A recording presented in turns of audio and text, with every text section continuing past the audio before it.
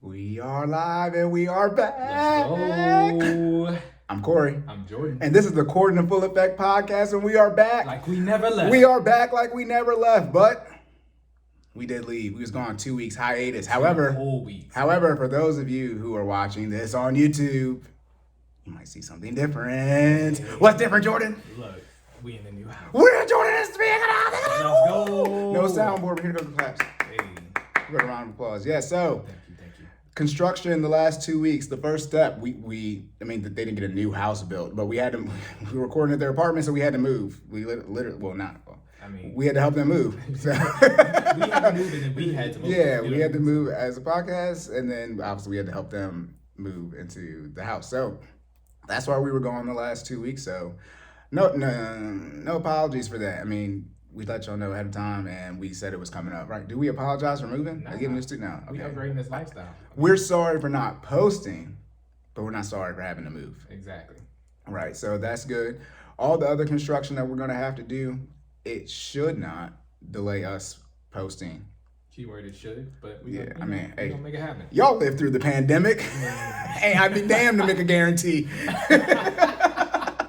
99 adjusted for COVID, as I always say. But yeah, so first step of the construction process done. We got Jordan and his wife moved, so we should be good to go back on our regular schedule for these to be uploaded on Mondays. Yes, sir.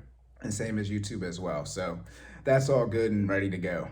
Now, for those of you watching this on YouTube and you have not hit the like button yet for the YouTube algorithm. Why? You have not subscribed yet. Why not? Don't do this to us. Okay. You need to leave comments as well for your questions and concerns. People listen on the podcast. You need to leave ratings and reviews. Stop doing this to us. We need all that. We need our rates and we need our likes. Okay. Like and share and subscribe. Please. Thank you. YouTube, Apple Podcasts, Google, Spotify. Respect us. No, that's not what I'm going to say. Too late now. It's live. Anyways. So, shameless plug time. So, like I said, on YouTube, we are Cordan in Full Effect. Again, that's Cordan in Full Effect on YouTube. Be sure to like, share, and subscribe there.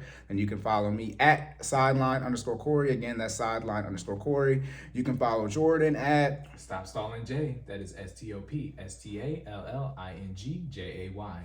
on a lot of stuff. Okay. Right. And you can follow the business page at FinallyFit 06. That is FINALLYFIT 06. Okay. Right. Instagram and Facebook. And all of this will be in the show notes on YouTube. And if you go, do you have your link tree up on Twitter as well? I do. Okay, so on Twitter and Instagram, if you find us at our social media names that we mentioned, we have a link tree there, and all of our links are there as well. If you haven't told, we haven't done this in 2 weeks, and we have a lot of pent up energy. So who knows? We'll actually do anything positive today, but we might end up recording it too, which we probably won't. But who knows? We're just ready to go. And then also, what was I gonna say? Oh, I want to make sure we introduce ourselves and what this podcast is about for any first-time listeners. So I'm Cory, and like I said, that's Jordan. This is a terrible one because this is the first time we're doing this. But here we discuss wealth and health and finances and fitness, or whatever you want to call it. And we're going to help you progress in your life. We are documenting our journey from the beginning. We don't want to show up 10 years later and be like, this is how I did it. Nope, y'all going to see everything from the start. Exactly. And that's all I have now for an intro. I'll work on a better one later. And my Drake voice started. You said your Drake voice? Started from the bottom. Now see. Jordan has been tripping. Listen. I have a whole bunch of outtakes. I did not the first episode. I don't have any outtakes, but 2 through 7, I got a whole bunch of outtakes. Now I need to post one day on YouTube just so y'all can see how we be moving. Look, we be having a good time over here. Yeah, this is real fun. Okay. Yep. Okay, so did you have any feedback? I know we're off 2 weeks. Appreciate all of you, though. We had more traction being off 2 weeks than we did the first 5 weeks being on. I don't know what exactly that means, but apparently y'all missed us. Yeah, is that user retention? But appreciate that. But y'all liked us more when we were gone than when we were here. I think right. Maybe. When I was doing my sideline Sundays, when I posted, I wasn't doing anymore, and I got so many likes. My last 2 videos I posted got the most watch. I was like, ugh. It's like, no. But yeah, did you get any feedback? I did not. I got we need a soundboard. That's what we're gonna do after this. We're gonna run the CNFE budget to see when we can get new microphones, and well, we can get them today, but we're not going to. Right. But we're gonna see. Yeah, we're on a budget. Yeah, we're gonna see when we can get all that stuff. But yeah, the soundboard will be on the way for those of you like, bruh, great content, but I needed something in the background. You need some. Yeah, something like that. Yeah, that'll be on the way. And then that's about it. Oh, shout out to China. I called her a team member and she got mad. So you can follow one of our squad team members, made in China. She's also, just the best concert photographer in the DMV. So y'all probably already know who she is. But yeah, China, because you're gonna be listening to this, I won't call you a team member anymore. Love you, China. And then also another error I need to correct. I said if you get a 25% mortgage and you have 30% debt to income ratio, you would have 51% DTI. It's 61. Again, math from here on out. Who cares if it's right or wrong? Y'all can do it yourselves. Right.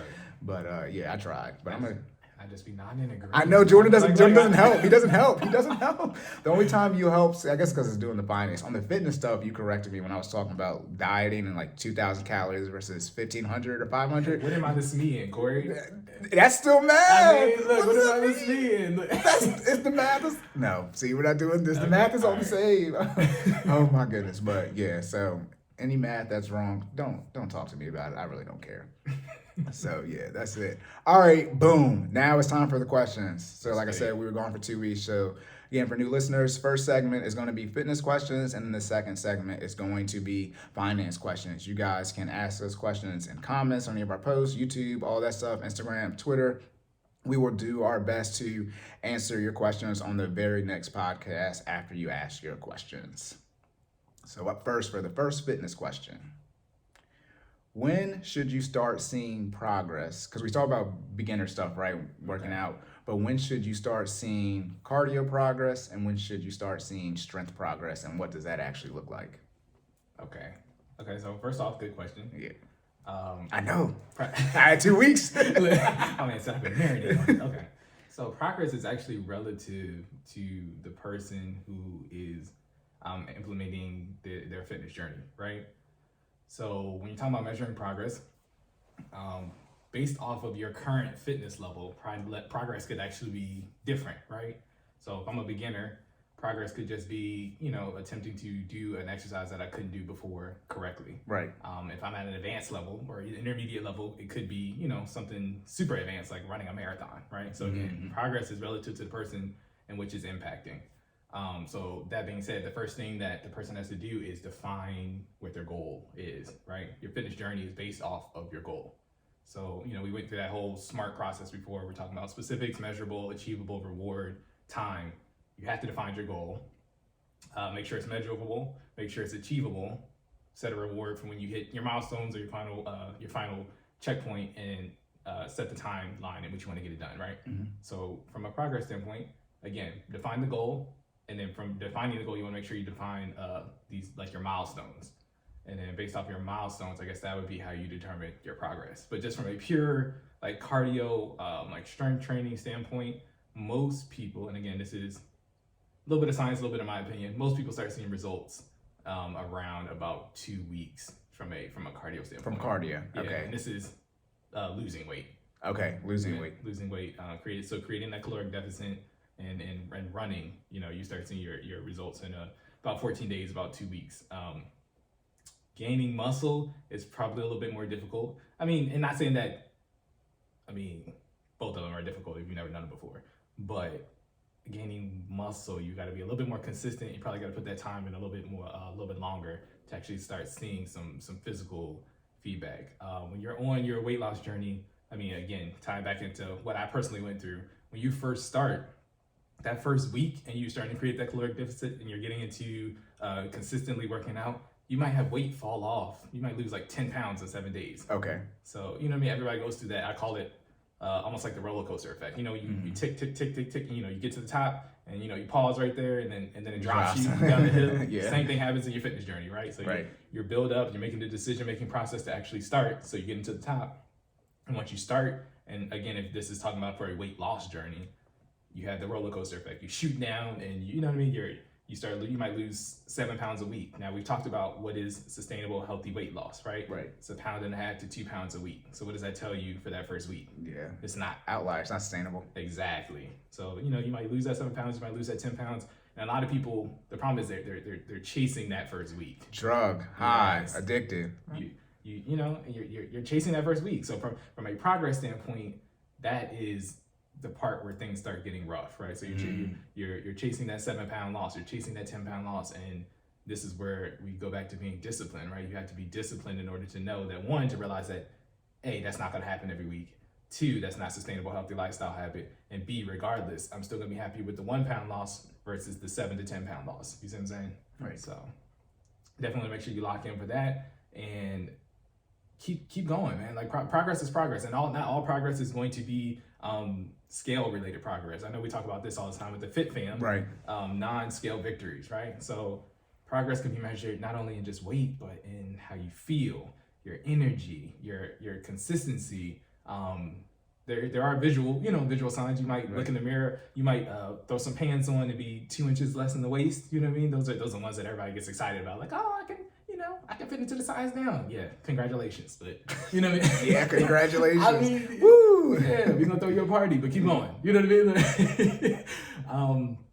That's good stuff. But you just want to make sure that you're tracking all your progress and not just hopping on the scale all the time, and keeping that as your only check to make sure that you're hitting your milestone. Right, so something outside of the scale. Exactly. It's bigger than weight, guys. And it's a pun. It's bigger than weight. Get it? Okay. Anyways.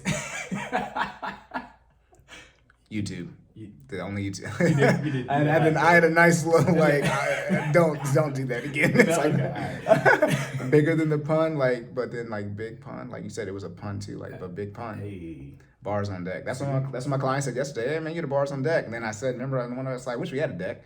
Anyways, stay tuned.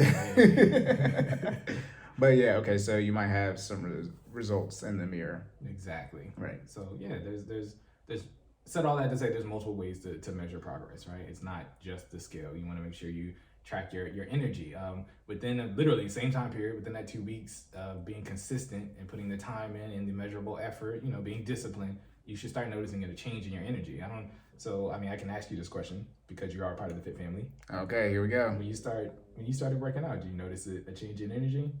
Energy? Yes. Oh yeah, definitely. One disclaimer though, as you know, I'll go to sleep in a heartbeat.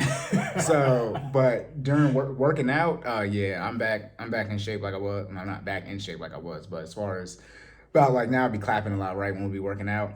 Yeah. I'm back in where I got energy in between. No, I'm not gonna say that because then they're gonna try to make me tired tomorrow. But yeah, I'm definitely in December and January. Oh Jesus! But now. But I think that was part of the breathing that you were talking about now. So just doing, and as you say, go ahead and do an over exaggerated breath. Yeah. I used to be like, okay, I'm trying to like calm myself. It's like, nah, just get that air in. I mean, you need the air. So let me ask you this. So you trying to look good for when you work out? Who am I trying to look good for when I work out? Yeah, so people so I notice people do that all the time, and they're trying to take the shorter, little convenient breaths, and it's like, bro, working out is ugly. Yeah. You know what I mean? To me, right? I mean, again, this might just be me. If you're not making the ugly face, you're not working. You know what I mean? Who you looking cute for? I mean, you married, so I guess, we work out at home. If I was in the gym, shoot. I mean, even then, right? I'm on the market, fool. What you mean?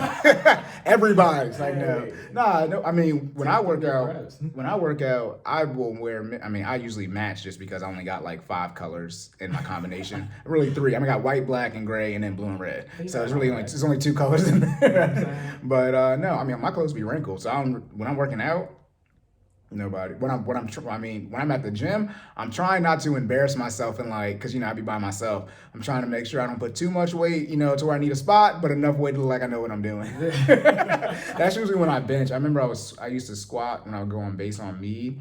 This was when I was fresh out of high school, so I was still squatting around a little over 300 pounds. Gotcha. So I had 225, 275 on there, and guys, the super guys be in the gym all day, and he'd be like, "You got that?" And I'm like, "Bro, I'm about to rep this 10 times." Right. And it was one time. It was now I see older pictures. How much y'all were right? I do look young, but how much younger?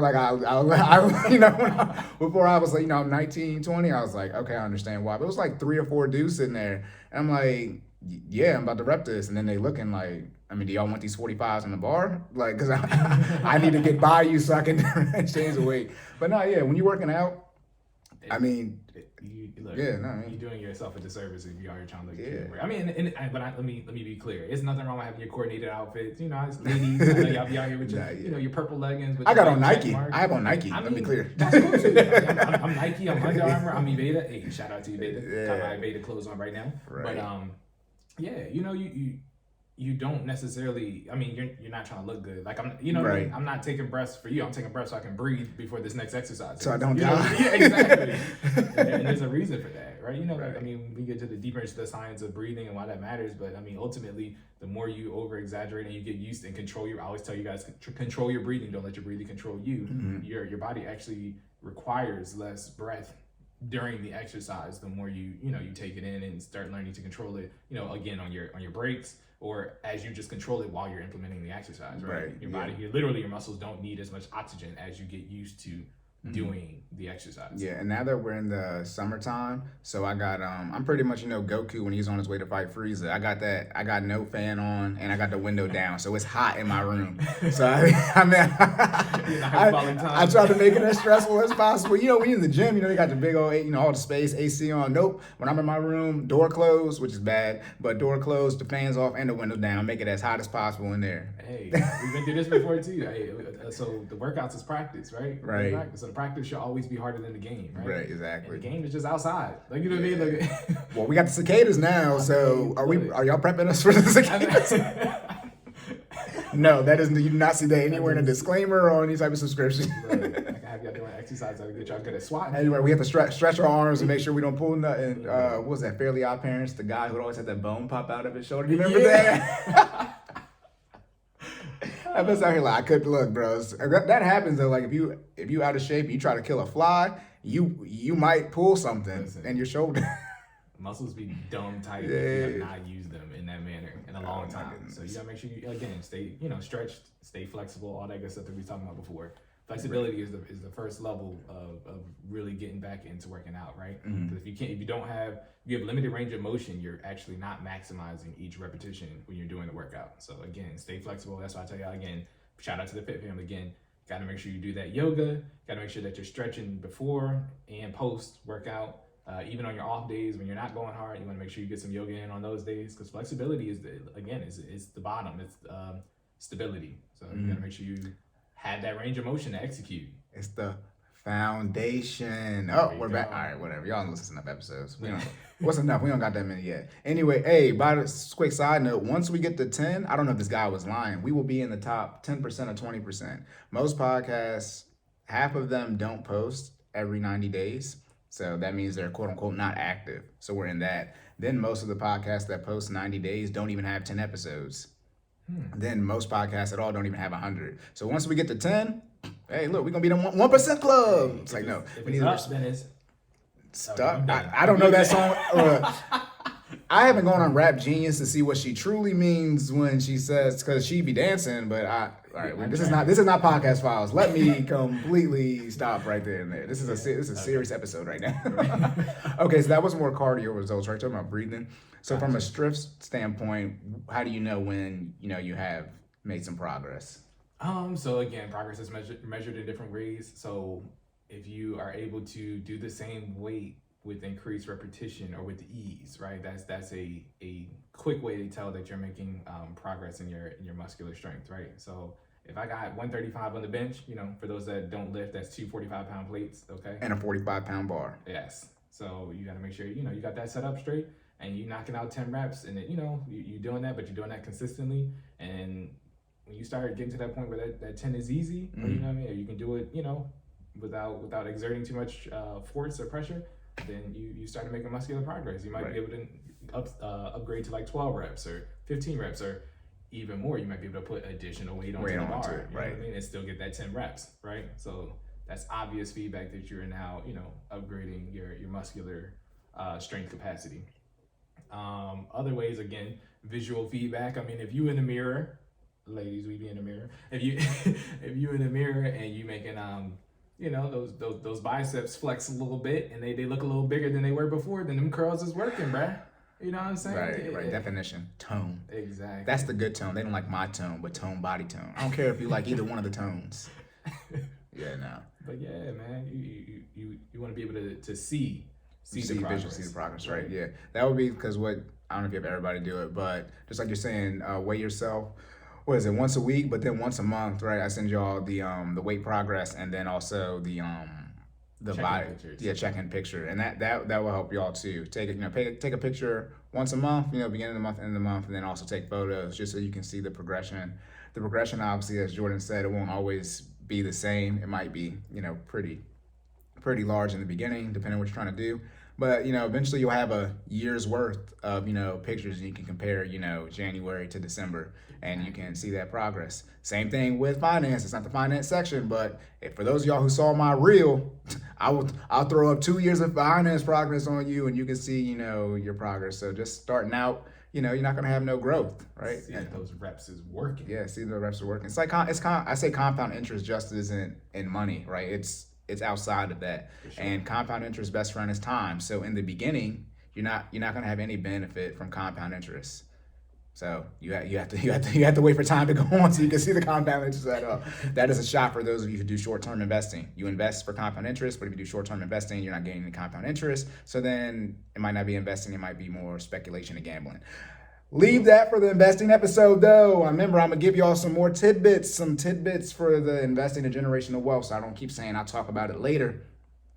But you heard what I just said. If you didn't, you can rewind it back. And I said it fast for a reason. All right, did you have anything, though, to see progress from a cardio strength standpoint? No, sir. I think that's it. Okay. Next question number 2.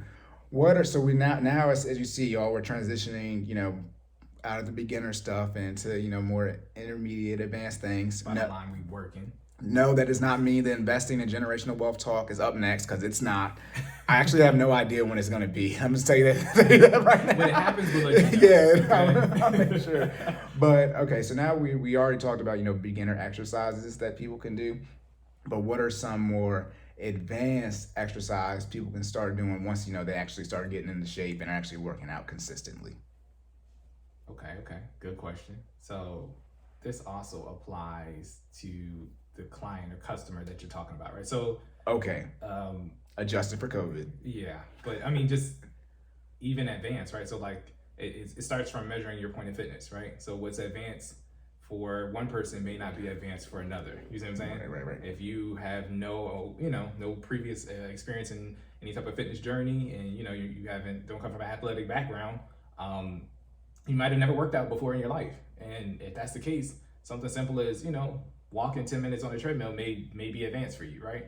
Now, you gave me the eyebrow raise, but that's, some people don't work out, Corey. Like they've never seen the inside of a gym before, and that's a thing. When they put walking wellness in my high school for an option for gym, there were not a single male or female athlete was in that class, and I could be wrong. It definitely was. I could promise you, none of the boy basketball players, football players, lacrosse, and baseball players in that class. Listen, nah, that's literally. Do you want me to get my yearbook and show you who was in the walking? That's a schedule filler, Brad. Call it what it is. You take that when ain't nothing to do, and there's always something to do. Look, that class was we had a class at 7:17 a.m. Why do you want to be outside walking at 7:30 in the morning? It's still cold. Exactly. If you got to take it, it don't get hot in school really to May. When the school's almost over, you won't be going. Yeah. Right. It's not supposed to be. We're in Maryland, so obviously different parts of the country. But yeah, it's cold all. See, that's terrible. Why is it cold all? Never mind. That's disrespect. It's just freezing the all school year. You get a couple good months, and after that, it's done. But yeah, what's some more advanced exercise? I know you said, so you were saying, it's different for each person based off of where they're starting at. Right. But so again, and then just the measurement of how advanced an exercise is also subjective, right? So again, I'm always going to relate back to the Fit Fam because, that's what I do and that's what we do. FinallyFit.live. Shout out. Subscribe. Give Jordan and his wife money. Please. I might put that on the soundboard. Look. Give Jordan and his wife money. But yeah, so notice when we do our workouts, we start off the month and, usually I don't want to say it's easy because it's never easy, right? But we start off with a more less difficult workout routine. Moderate. Thank you. I appreciate that. Yeah, moderate workout routine. So an example, we might have you just do push-ups. Push-ups is one of the exercises in our circuit for 35 seconds with the 25-second, rest, right? So I'm saying all that to say, to make an exercise more advanced, you might just do a little bit of fine tuning or add a variation to an exercise in order to make it more difficult. So the next week you might do now in and out push-ups for 35 seconds with a 25-second break, right? So, and for those who don't know, in and out push-ups is when you rotate from basically a wide grip, and then you do a push-up, and then once you go down and come back up, you come back into about shoulder width, and then do another push-up. So you alternate back and forth. Your hands are going to be far apart as you're pushing, and then also going to be in closer as you're pushing up. Exactly. And so you're alternating back and forth between reps, right? Yeah. So the ultimate goal with making a workout more advanced is to just keep your body in a state of shock or uncomfortable, right? Okay. So if I had you do, again, it goes back to that high we were talking about before, right? Nothing is ever as hard as it is the first time you do it. Does that make sense? So if I have you do push-ups the first time, right? And then I have you do in and out push-ups the next week, I got to keep your body, you're chasing that high that you did when you did the push-ups the first time, right? Because you did it on the first time. So now your mentality changes from, can I do it, to, okay, what's next? You know what I mean? Because you've done it before, right? So the second time you do it, now you're doing in and out push-ups, right? Because I got to keep your body in a state of shock. Keep your body. Neither one of us can speak. Exactly. Making up words today. You're gonna put your body in a state of shock to make sure that it's getting maximum burn for those repetitions, right? So again, that's how you make that exercise more advanced. So the third week, I might do a little bit of additional fine tuning. So you might be doing in and out push-ups, but now you're doing them for 40 seconds active with a 20 seconds break. off. Yep. So this time, instead of impacting the actual exercise, I'm now impacting the duration in which you have to do the exercise, which is making it more difficult. I'm accelerating your heart rate for a longer period of time and giving you less recovery time in between the next exercise, which has now made the exercise more advanced itself. You see what I'm saying? And I just wanted to say, I'm speaking probably for the class in whole, we don't have 20-second breaks. Because y'all say stop, literally, I swear to God, these are recorded. These are recorded, so I don't even got to act like I'm lying or not. All right, last rep, all right, break. And then you go, all right, 10 seconds. You just said stop. It's just... You say it's a 20-second break in between, and once we stop one exercise, you literally say, all right, 10 seconds. And I'm like, it's supposed to be 20 seconds in between. So you don't realize by the time we say stop, right? First of all, it's 20 seconds. It is 20 seconds, all right? Because we have a timer. So it is 20 seconds. But by the time we say stop, by the time you get up off the ground, turn around and look at me, 5 seconds has passed. So I'm like, I could say 15 seconds, but by the time I say the word 15 seconds, there's now 13 seconds left. So I'm gonna just wait till it says 10 seconds, which by the time, again, you get up off the ground, turn around, look at me, take a deep breath, because you're trying to recover, it's your recovery time, there are actually 10 seconds left. And then most of the time you have to transition to the next exercise, which requires you to either pick up a resistance band, change it to a new position, some type of form. There are 5 seconds left, Corey. You're a great salesman. I don't care what you say. It's on video, so I'm just gonna go to the video and either it's gonna be a 20-second in between exercise or it's not. Put it like this: after the first exercise, the very first one, I'm not tired, and I'm very conscious. I'll give you when we do the very last set. Right. Okay. The first set, I'm well aware of how long 20 seconds is. That's like I said, it's on video. Well, if I even remember to bring it up, or I can just set, if I remember, I'm gonna set my own timer, and we're gonna see what it is. See what it is. All right. Yeah. I just had to make that clear. I don't know if I'm the only one in the class who was thinking it, but I'd be like, bro, they just said to stop, and then they said 10 seconds, we get 20-second break. Because you count when we do the ab exercises, right? You count that out loud. 10, you do 10. You count in multiples of 2. You do 10, 8, right? 6, 4, 2. Like, all right, boom, back. Right. The other one, you just be lying. You just be like, all right, 10 seconds left. Now, mind you, I can hear because you got the voice, like the timer, so I can hear hers when it's time to start. Yeah. But she don't count down until it's like 3 seconds left. Exactly. So those 17 seconds, I don't know what's going on. So you think I'm just lying about the 17 seconds? They just don't happen? In 5th grade, this is related to this. People are like, bro, what is he talking about? What the hell is he talking about? In 5th grade, we were taking a test, and our teacher said 1 minute left. And so I guess everyone rushed and got it wrong. Who cares who's in 5th grade? How smart are you in 5th grade? So then she goes, all right, guys, I'm going to make you sit, blind sit test, for a minute. Right. I counted to like 110. And yes, I could count then. It's 5th grade. So, but to make us experience how long a minute was. Right. A minute is very long if you just got to sit there with it. Now you're saying again, when you're, towards the end of the workout, when I'm more tired. Right. Yes. tomorrow when we do the actual second, we're gonna stretch for 5 minutes. We're gonna do exercise for 35 seconds. Then there's supposed to be another 25-second break. I'm telling you right now, it's not 25 seconds. From my experience, oh my goodness. And so what that is you're when you're under duress, right? Your brain processes it as this ain't enough time, but it is. It is, Cory. After I've been working out for 6 minutes? Listen. Nah, I'm supposed to be in shape by now. All right, hold on. Y'all should have me in shape by then. I'm going to ask you a question. Okay. Have you died yet? You still here, right? No, I'm not saying I'm about to die. I'm just saying the time is moving faster than I think it should be moving. Are you not still with us? Yeah, I'm not, you know, I'm here today, so it don't really matter. So what I'm hearing is we need a 15-second break, because, I'll be fine. Be good then. All right. Now, just like when you came in and said we was gonna have to do 14 reps for the abs, and now everybody was like, even me, I was like, what? Because I wasn't, I know that actually, we're not doing different exercises. We might be comboing them, but we haven't done because we're doing it, over 6 months now. Right. It's not too many different new exercises. But when you said the word 14 and we were in abs, my brain was like, all right, what is 14 what? And that's how the whole class, everyone was like, looked up with like 14. A foreign word or something. So you can come in there tomorrow and say we got 15-second break, and everybody click off that Zoom. All right. No, but it's with respect to, you always, again, you're fine tuning, right? So we're slightly turning up the knot. I don't ever, I don't want to say ever, but for the most part, I don't intentionally give you guys something that I know you can't handle. It's going to stress test you, right? It's going to put you in a state where you are uncomfortable, but it's never something that I don't think you won't be able to accomplish, right? And that's what you want to do when you're doing an advanced exercise. You want to bring it back. You want to push yourself outside of your comfort zone, but don't ever do something that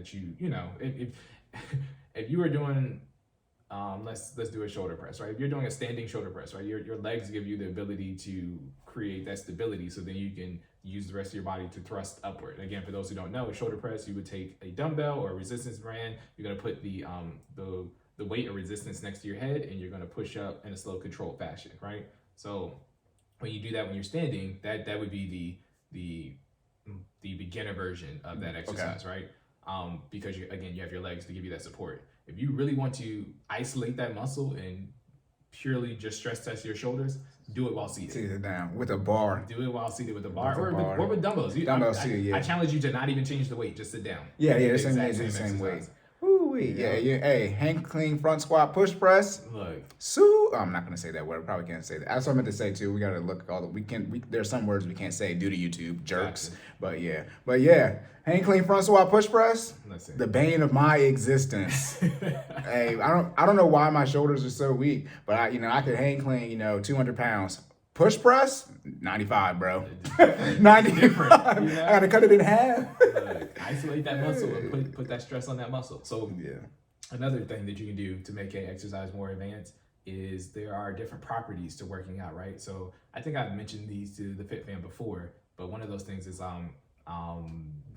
gosh, it just left my mind. Is time under tension. I'm sorry. Okay. Time under tension, right? So what that means is a lot of people think when you're working out and you're doing repetitions that you should just be knocking out the repetitions as fast as possible. And that is actually not the best way to maximize a rep. So I don't know. Again, we talked about this with the core, right? Yeah. So we talked about this with the core, for instance, right? Notice when we do the core, I count out how fast you should be doing the rep because I'm trying to maximize the time under tension for your abdominal muscles. Right. So the slower you do it, with respect to actually getting the reps done within the allotted time period, the slower you do it, the more it actually puts the strain on that muscle when you're going, pushing or pulling, right? Right. So for instance, when you're doing, again, that shoulder press, right? If you're knocking out your reps and you're doing them fast, I challenge you to do a 2 count to get to the peak of your rep, and then do a 2 count to return to your resting starting position, and do the exact same amount of reps and see if you don't feel a significant difference in the burn or not. Right.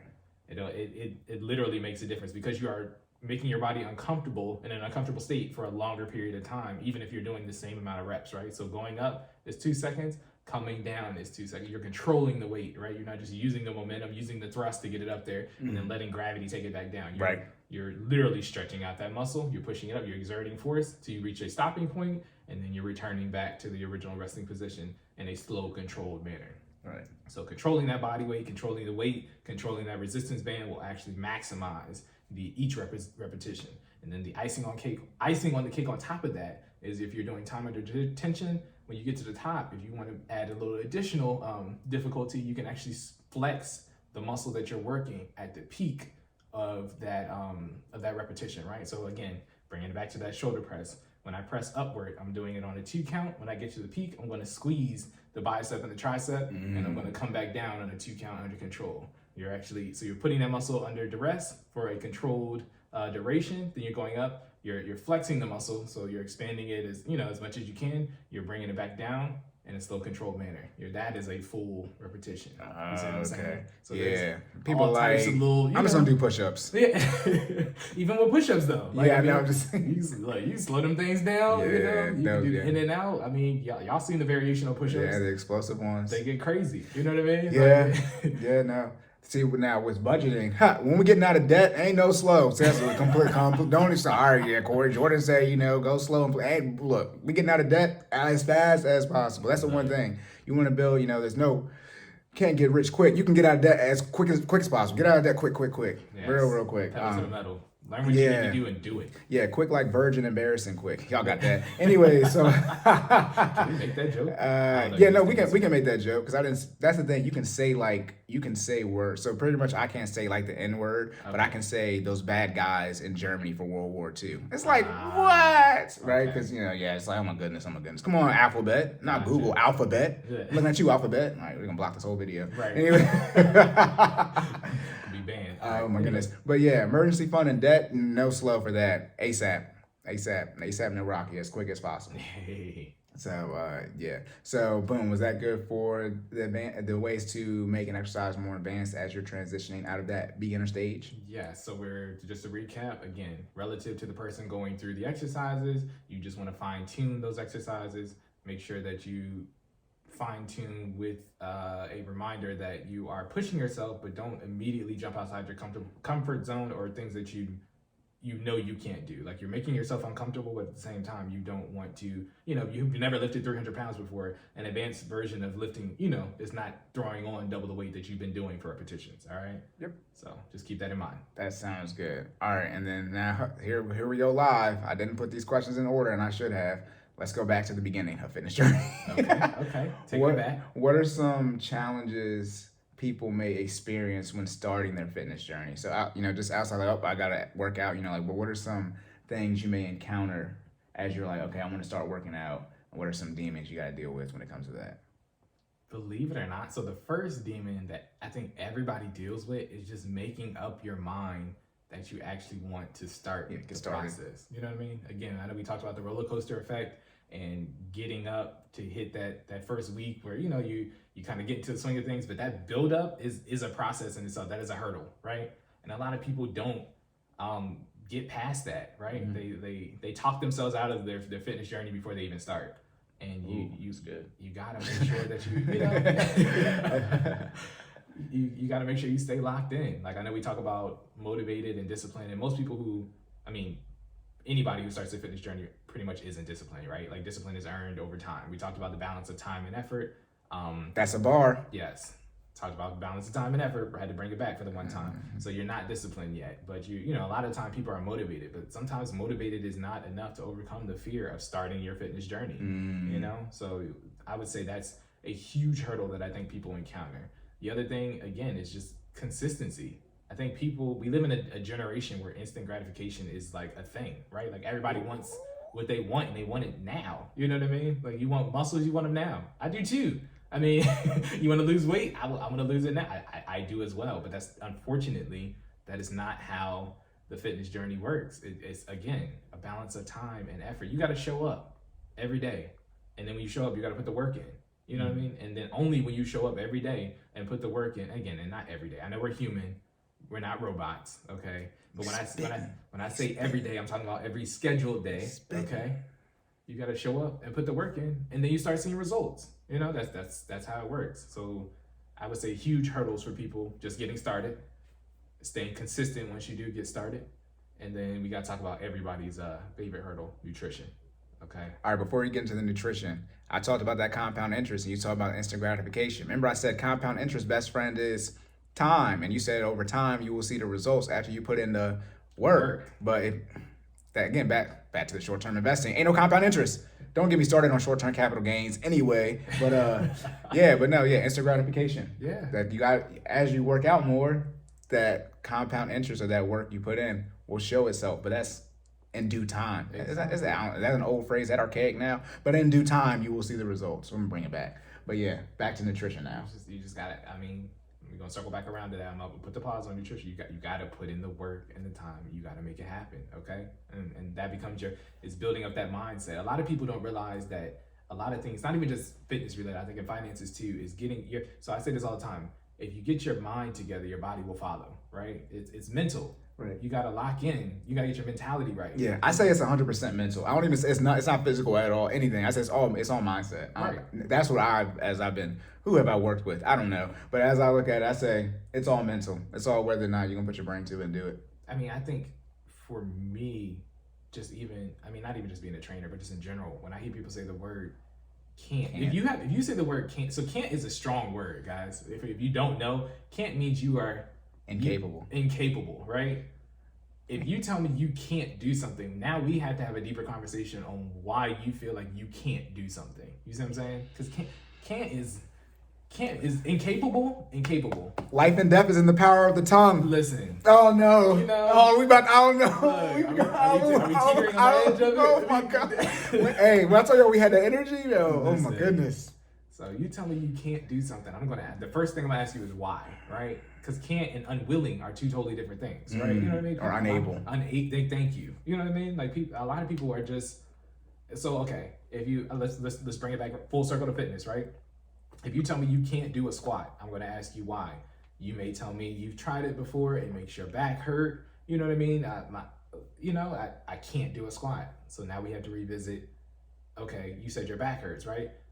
If I put you on a squat bench right now, you know what I mean, and I put nothing but the bar on there, and we do, I have you attempt to do a squat, I guarantee you, most people don't realize a lot of it is like a form issue. Right. I can make instant form corrections that I guarantee you will allow you to squat nothing but the bar today.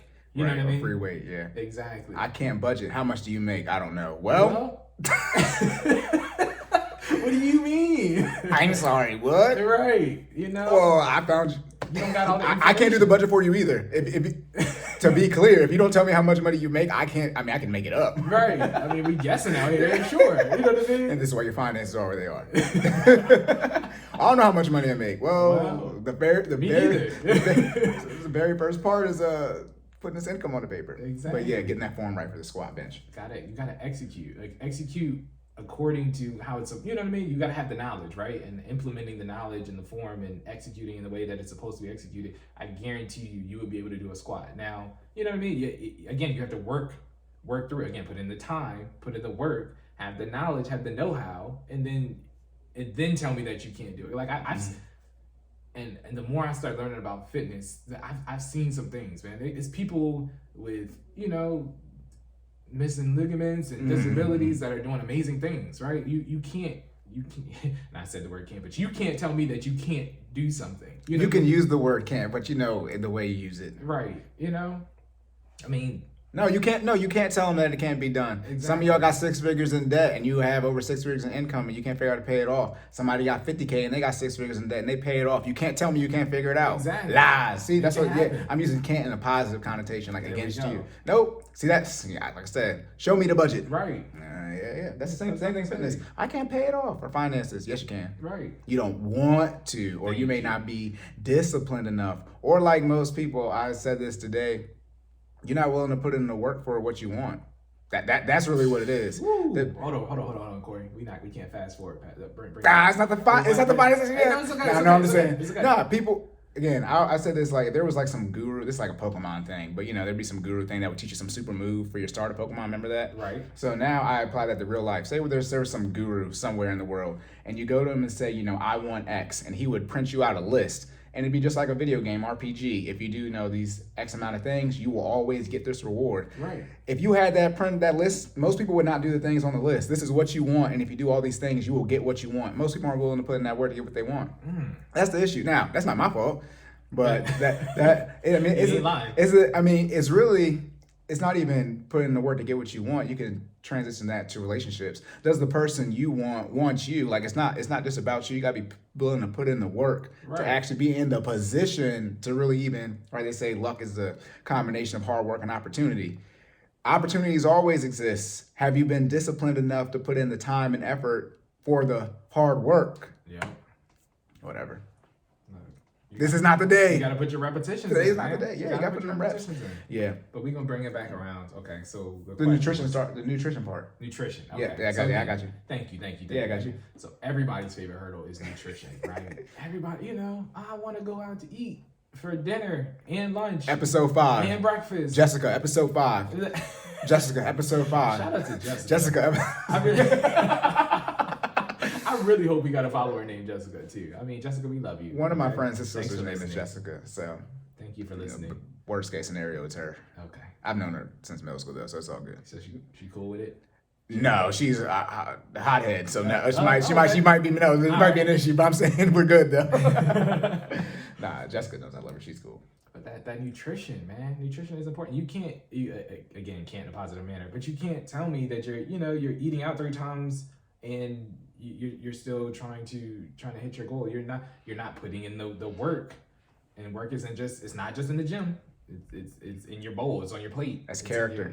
What you do when people can't see you. Exactly. Because you got so it's called intrinsic motivation, right? You have to hold yourself accountable when nobody's around, right? Because I'm your trainer, right? I mean, I'm going to do my best to give you the plan. I'm gonna roll out the blueprint. We're gonna huddle up. Okay, this is the plan. But if you don't execute, I guarantee you, if you don't execute, you can have the best trainer in the world. So let's say it's not me. I mean, I think I'm awesome, but let's say it's not me, right? You are awesome, Jordan. Thank you, Cory. I appreciate that. You know what I mean? But flowers. But if you got like a Billy Blanks, or you know what I mean?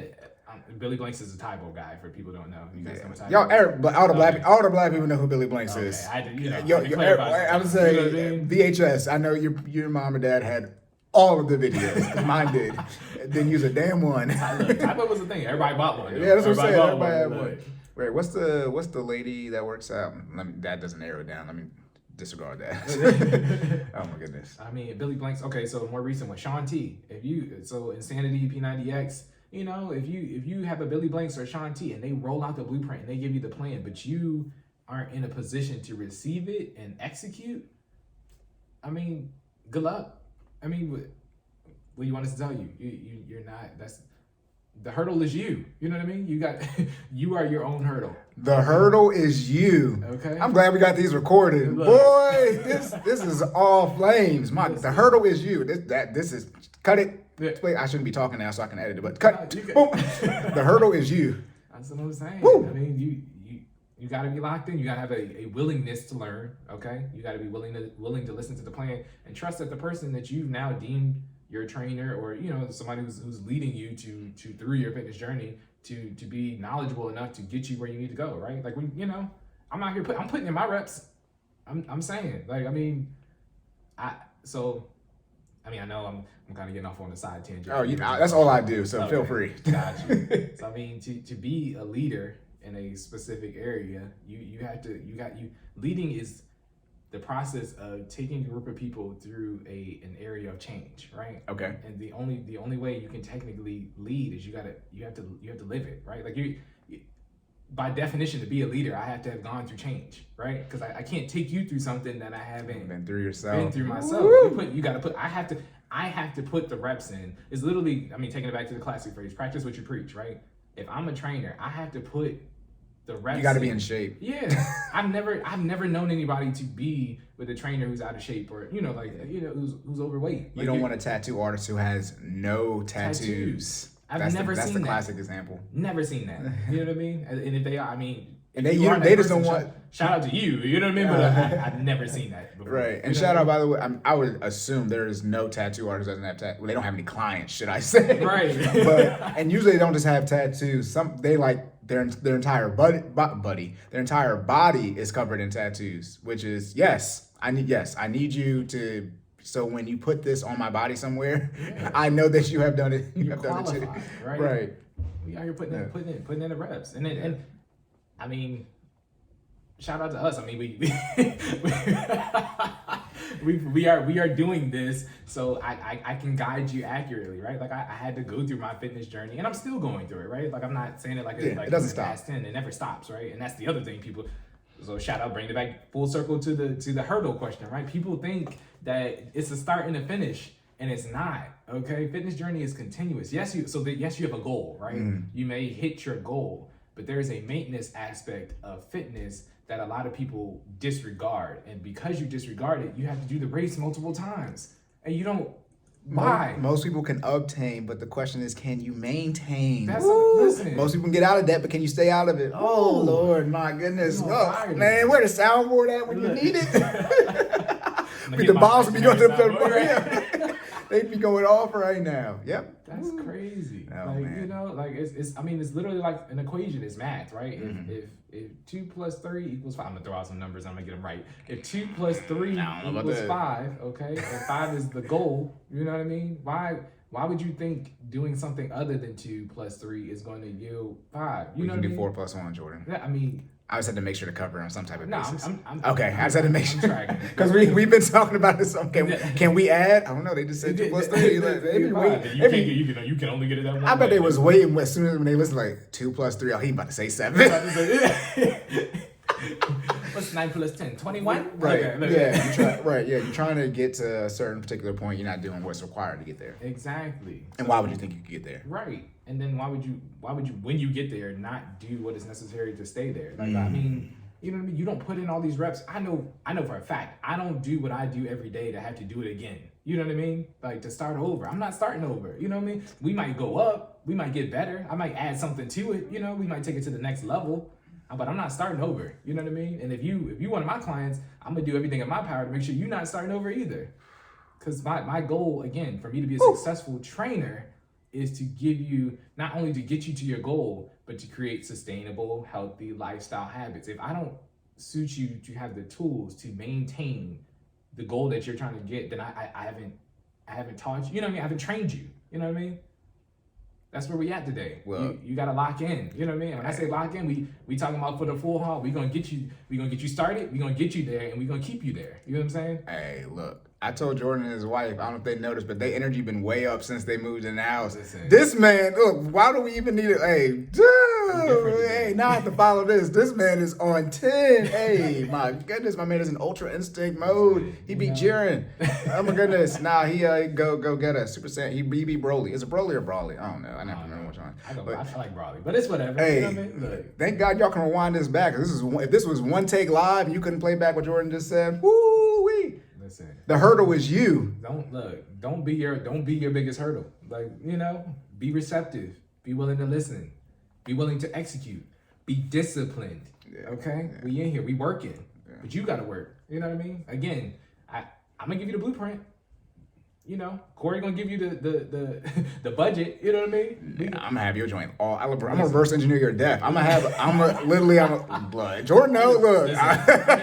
You see where you two. Hey, you see where we at? Hey, first stage and the final stage. Listen, yeah, you see where we at? We in the house, and you know, Cory helped lock us in. We forgot to say that we'll be doing a podcast about the house process. Yes. So that was what we were supposed to say first as soon as we got here. Hour in. How did we get here? So we sort of did on the first episode about what's been happening, but we're gonna since they got the house now, his wife will be on. We'll have that all so you guys just like, damn, they got the house, how did that happen? Because how are we gonna say we're gonna document the journey? and then just skip in the house, y'all. So moving on. To say that, so that will be coming.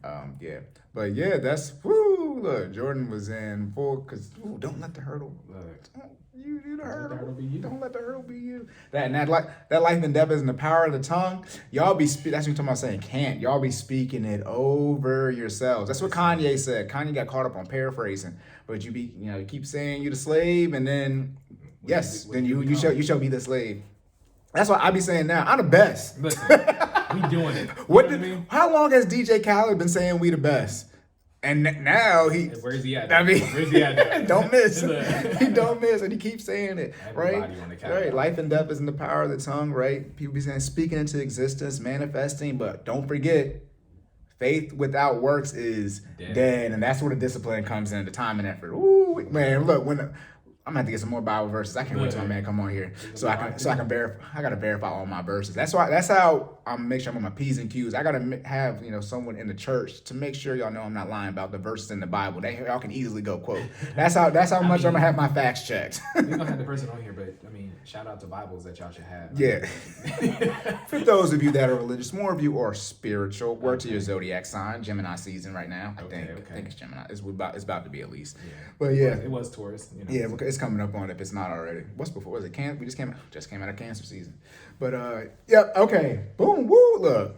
I think we good. Chop that up and slice it, and we can just end it right there. But yeah, you good on? Were you good on that? Yeah, that's the wrap. I mean, I'm sure there are other hurdles, but I mean those are the major ones, right? Mental, you know what I mean? Get it together. Be receptive to the plan. Again, you don't be your own hurdle. But yeah, I'm good, bro. All right. Get your team around you that can help with your mental makeup. Oh, never mind. I mean, look, we need to talk about that. Okay. All right. Fitness section. Boom. Over with. Now we're on to. See my sound effects here. They're like, don't do that ever again. Now we're on to the. That's why we need that soundboard. I know. Now we're on to the finance section. So, boom. Go ahead, bro. You ready? Yep. We have these first. They're really one question, but there's two questions.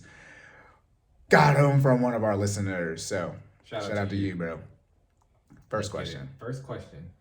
Please go through some of the advantages and disadvantages of renting an apartment versus buying a home. This is a good question. I mean, I'm curious, Corey. I mean, I've lived this, but I mean, what are the? That's what I was gonna say. Well, I mean, you obviously haven't been owning a home as long, right? But still new to this. That's what I was say. We can go back and forth on this one since I still live at home.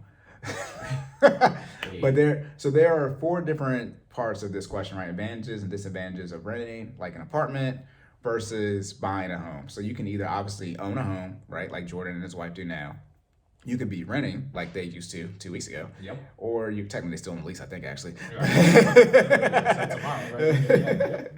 But you could be renting, then you could be living at home and paying, some type of rent, something to your parents.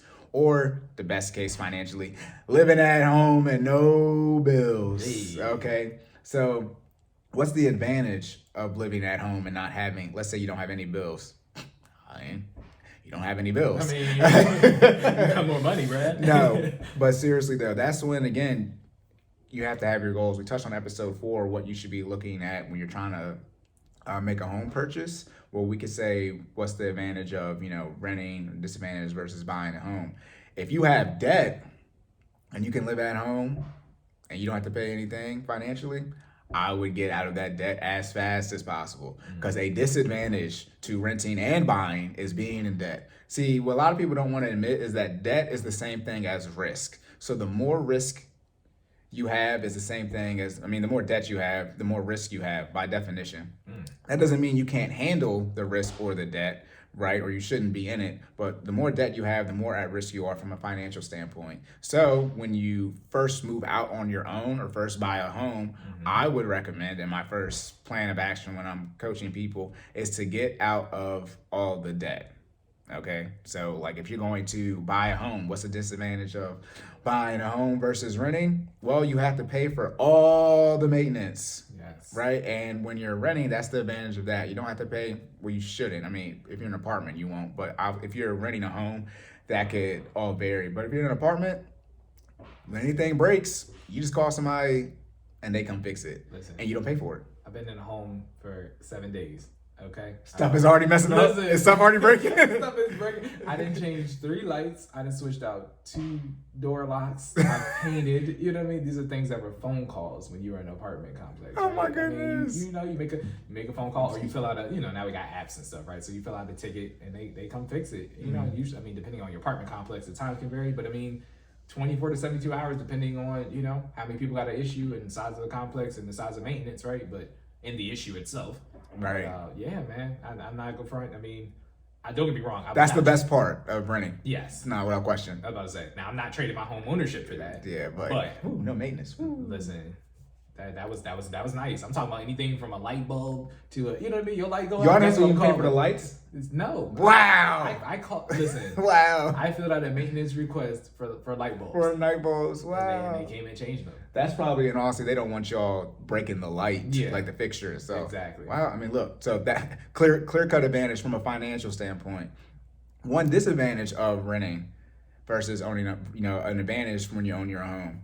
Not that you just have more space, but just you're gonna feel more, I guess, free is the word. I mean, ownership. You're gonna we call it big home energy. This that energy you was talking about. Okay, yes, big home. Energy. Big home energy. Listen, I got a little more swing on my step every day. I get out of my bed in my house. Yeah. See, big home energy. Remember, life and death is in the. Never mind. What'd you say? My house. My house. Oh Lord. You know what I mean? The thing that the house that I own. You know what I mean? Right. That's where we at. But yeah, it's a mood changer, y'all. I know it don't sound like it, but I mean, it's you will feel different waking up in something that you own, or you're working towards. I mean, technically, we're gonna go into the technical aspect. I don't own it yet. I was gonna I was letting you live. It's only been 7 days. Gotcha. I appreciate you letting me do. I've said outright ownership, no lien, many of times, so it's all good. Okay, so y'all are tracking that. I'm here. You ain't gotta worry about that heat. Cool. I just want y'all to be aware. I'm aware that I know that I technically don't own it, but I'm working towards owning it. You do not own it outright. Thank you. That is the terminology. Only reason I say that is because then there's an argument about it. So that's why I say outright ownership. And that actually is, if you were to Google it, actually means specifically for a mortgage, meaning there's no lien. Obviously, it means same thing if you have a car, right? Gotcha. But yeah, outright ownership on a home mean there is no lien on it. And yes, you guys do still have a lien on it. But like I said, 7 days, honeymoon phase still. So we transitioning. Yeah, thankful. Hey. Hold on. Wait. This was about to get into. So the disadvantage in both scenarios, I'm talking about having debt, it's just not having your finances in order at all. We sort of touched on this in some earlier episodes. And like I said, we'll re-go through the whole house buying process, and not just the house buying process, but what was done to get here. Disadvantage of renting and buying a home. All that debt, and not just debt, your finances are in shambles, broken apart. You don't even have all the puzzle pieces because you don't even know how much money you make. That's a disadvantage in both situations. Yeah, I've been trying to put a puzzle together and I got all the pieces. Big chunk missing out the middle. Your head be hurting because you're like, I can't do this. But yeah, I mean, if you're already renting, let's say you're already renting and you're thinking about buying a home, right? From that disadvantage situation. I mean, I say it every time, broken record. I highly suggest that you consider getting rid of the debt. Now, like I said, the older you are, right, which pretty much means if you're over 30, the more likely you've had too much FOMO and digestion in your brain, that's in your stomach. Anyway, you've seen too many FOMO social media posts, and you're like, I just got to get a house. Man, you got to get out of debt. Because it's different when you move into a house, and what do you have, Jordan? No debt but the mortgage. Hold on, see the net. Whoa. See, people always skip that. See, I say I don't want to ruin it, but yeah, I mean they already know you don't have any debt outside the house. But yeah, that's where you want to be, because people usually be lying about it. But again, most people are struggling financially. 80% of people are struggling financially, paycheck to paycheck. That's a high number, y'all. Shout out to the 20%. Back to the Pareto distribution. And by the way, another disclaimer: I know the Pareto distribution means 80% of the people do 20% of the work, and 20% of people do 80% of the work. But I just say that because numbers always tend to be 80-20. So that's why I just say that, so you guys know what I'm talking about. But yeah, when you get in the home and all the student, gotta remind the student loan payments, they're not being forgiven. Listen. I'm gonna say that for next episode because we're doing the budget. I already got that noted. But yeah, shout out to Joe sliding that out of the he's letting it in thankfully he let y'all know, before June. You got 4 months. Real quick, I recommend right now you just start making your student loan payment. Just start making it again. Just put it back into your budget. Working in today. Just start working in for June, July, August, September to start making the payment. So when October come around, you're not in shot. But like I said, I'll go over that once we get the budget episode next one. I already noted it down. But yeah, when you're renting, you don't realize how much stuff you have to pay for if you've never owned a home. Yes. I think hopefully, obviously, neither of us are in this situation, but you go from renting to owning, then back to renting, then back to owning. Right? And so you get the experience of what it's, to go back and forth in between. There are so many, obviously you don't have to pay for them because it's your house, But as Jordan said, he's only been living here 7 days. He says he's not going to replace a whole bunch of crap.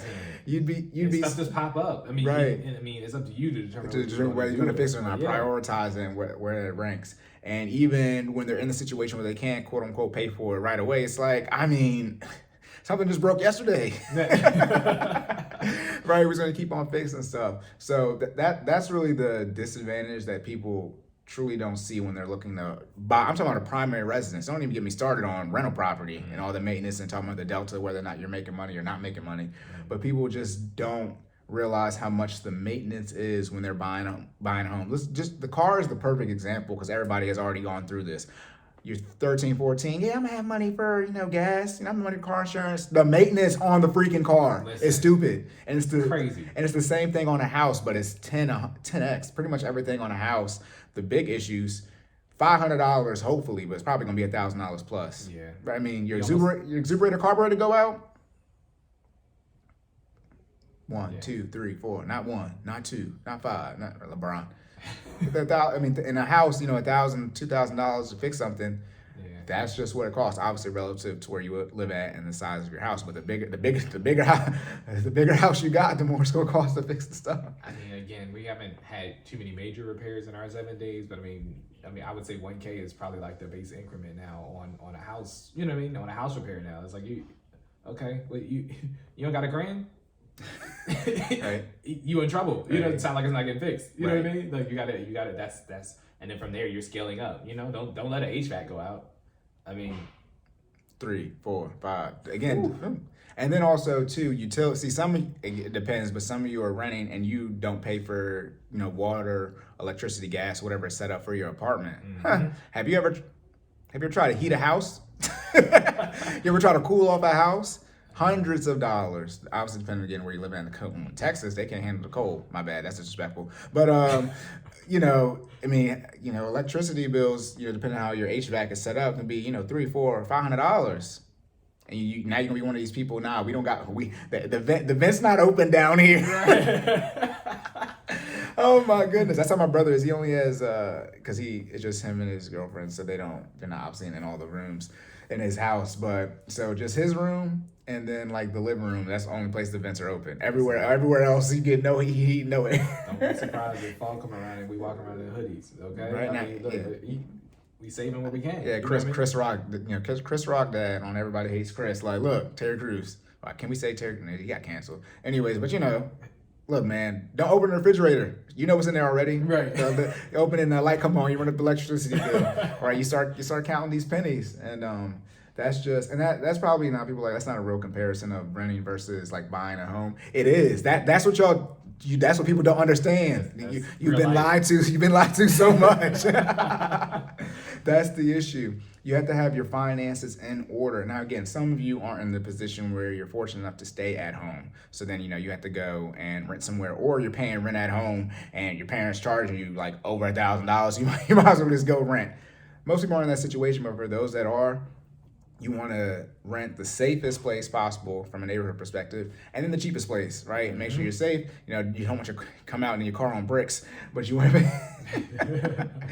make sure you're safe and get as cheap place possible. And you might need to get roommates, but you don't need to be out here balling like you got money, and we know you don't.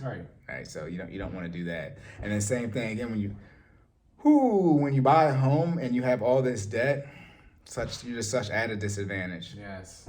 That's such a disadvantage. And for me, it's just like I can't cut that out. Can't cut out the mortgage payments and you'll be homeless. Right. So yeah, you gotta the answer it directly to make sure I do it.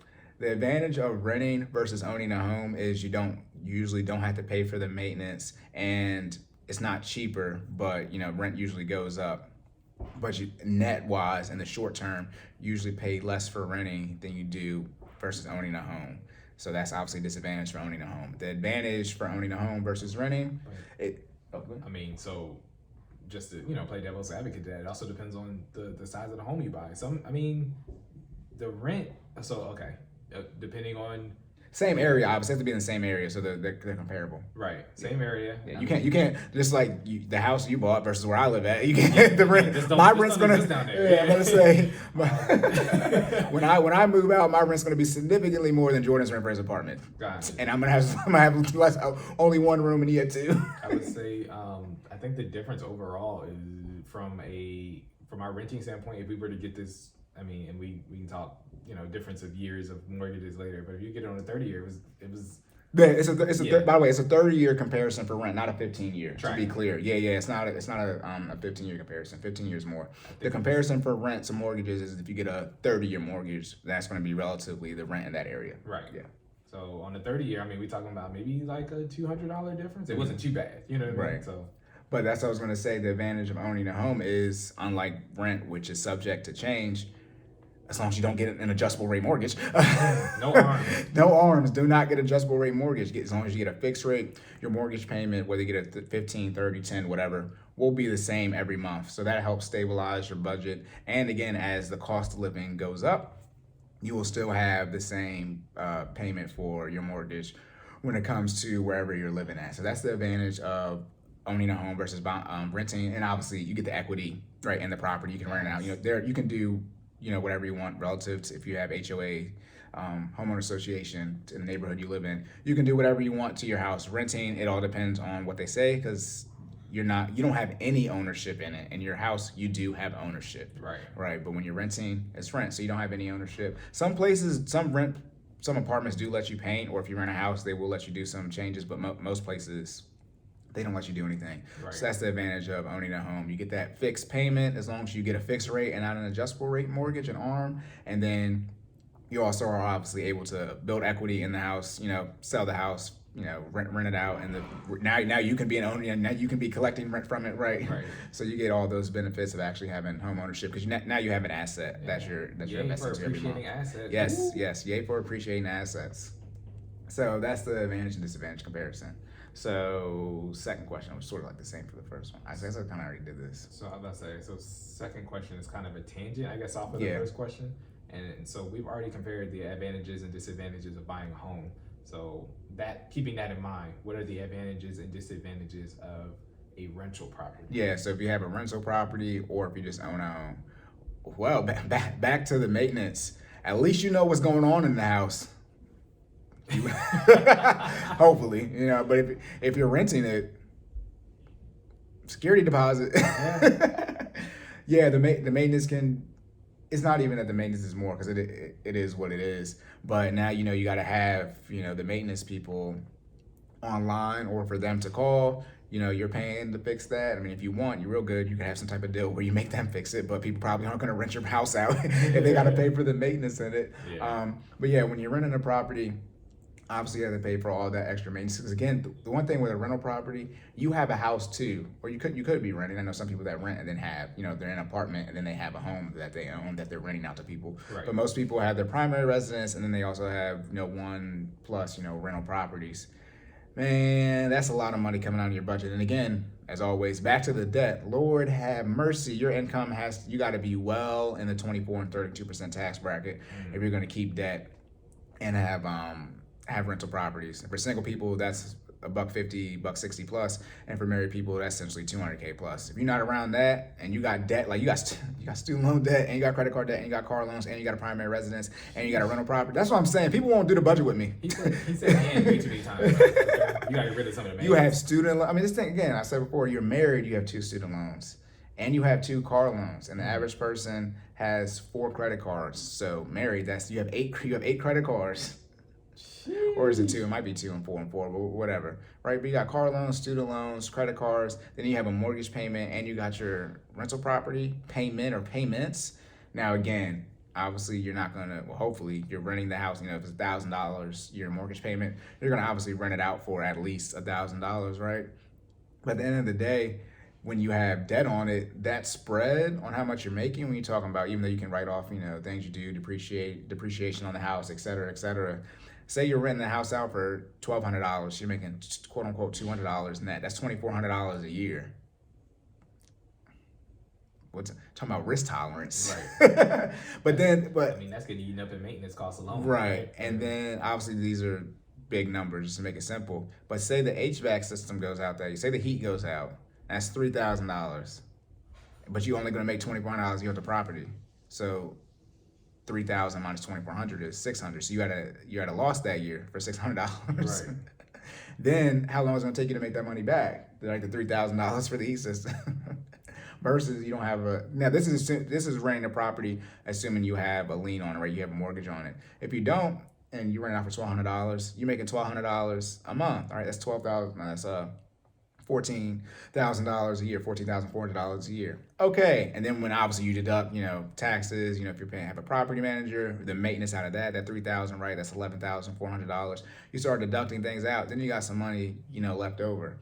So I think the disadvantage of having a rental property is just so many things that you have to pay for, and people don't realize how much money they need to make to be able to cash flow that, because you don't want to put yourself in a position where your rental property jeopardizes your primary residence or your financial house, metaphorically speaking, as I say. And that's the one thing I never want people to get into, but most people are into it. They haven't stabilized their house and their financial house from a metaphorical standpoint. You need to do that first before you go and get another house. Right. I mean, that makes sense, right? Right. And then, then there are some people that they already have all the things in place. A lot of people already have a mortgage and they got kids, right? And like, and I got the student loans and I got and like, how do I figure out how to pay it off? Time to get to work, yes. Figuratively and literally speaking. But when you just have all that debt, you have to have so much money to cover those payments. And again, debt means risk. So the more debt you have, right, the more of a risk situation you're in. So you're at risk for not only losing your rental property now, if something happens, you lose your job, a pandemic, you're at risk for losing your primary residence, yep. right? And again, now just for COVID, the market's crazy. But if you're in a position where you have to, crazy is an understatement. Yeah, crazy is an understatement. But let's say it's a buyer's market, not a seller's market, and you lose your job, and now you have to sell the house, right? But you're upside down on the house, and it's the rental property. Now what do? You take out a 401k loan, or you take out a home equity, a HELOC on your primary residence. That's what people do. Don't do that. That's what people do. Don't take out the 401k loan. Don't take out the HELOC. Now, I should have thought before I said that, because then, like, how do I solve that problem? It might be bankruptcy. No, it's not going to be bankruptcy. But yeah, no, you would take the loss, and you would actually take out the debt. You would actually take out let me not get too far ahead of myself. You would take out another loan, the difference. So the house is $300 and the loan is $350, and you're only going to sell it for $300. So you go get a $50K loan from somewhere. But I would not put the $50K loan in the HELOC on your house, because now you got technically another lien on your home. So just like when I say people take out a HELOC and they pay off their credit card debt, and you think they pay off the credit card debt. No, now, see, the one reason you should never do a HELOC and pay off credit card debt, because now you have taken unsecured debt, which is credit card debt. So unsecured, it's not a lien against anything. They can't, if you default on your credit cards, they can't seize anything as collateral. But when you use a HELOC to pay off your credit card debt, you have now taken that credit card debt and put in a lien against your house. So now you're taking unsecured debt and made it secure. No, just think. And I was making the joke about, you need to have renter's insurance. You got all this debt, right? Credit card debt for your luxury clothes, right? If you getting collections, they don't take your clothes, right? I mean, now I wish they did. Because it would really, people would start acting right about how they buying this stuff. Right, but buying Gucci. Right, but right, you can buy $10,000 of Gucci, right? Default on that, go in collections. They're not going to come and take any of the Gucci stuff you bought. But then if you take a HELOC and pay off that credit card that was used for $10,000 to get the Gucci, now you got $10,000 in HELOC debt. If you default on that, now they can take your home as collateral. Bass backwards. That's on. People do, now. By the way, I'm not giving an opinion. I have done this for people. That's what I'm saying. I have used people's HELOCs to pay their credit cards, and that's just moving the unsecured debt to secure. Oh no! You don't want to do that. Why do you think they have unsecured debt and secured debt? Like, I mean, if for people in the debt, you want unsecured debt, so you ain't got to worry about nothing getting taken. But yeah, that's one of the disadvantages when comparing that to an apartment. I mean, renting a rental property Versus buying a home. Obviously, just like we said, the first question, you're buying a home. You don't have to worry about none of that stuff. Just obviously you have to worry about your residence, but it's, 2x or whatever it is, how many properties you have. You have to worry about the tenants that are in there. Are they going to pay? Speaking of the pandemic, people couldn't kick people out, which, obviously you should have. At the end of the day, from a business standpoint, look, you were expecting that, that income for that month or for that year, whatever the lease was for, and now you can't get it. And if you're in this situation where you cannot cover the rent yourself of the property that you're renting out, I don't know what people, well, that's the rule. It's going to be, the moratorium's coming up, though. It ends June 30th, I believe, for the rent stuff. When the student loans, I don't want to see it because people in a bad situation.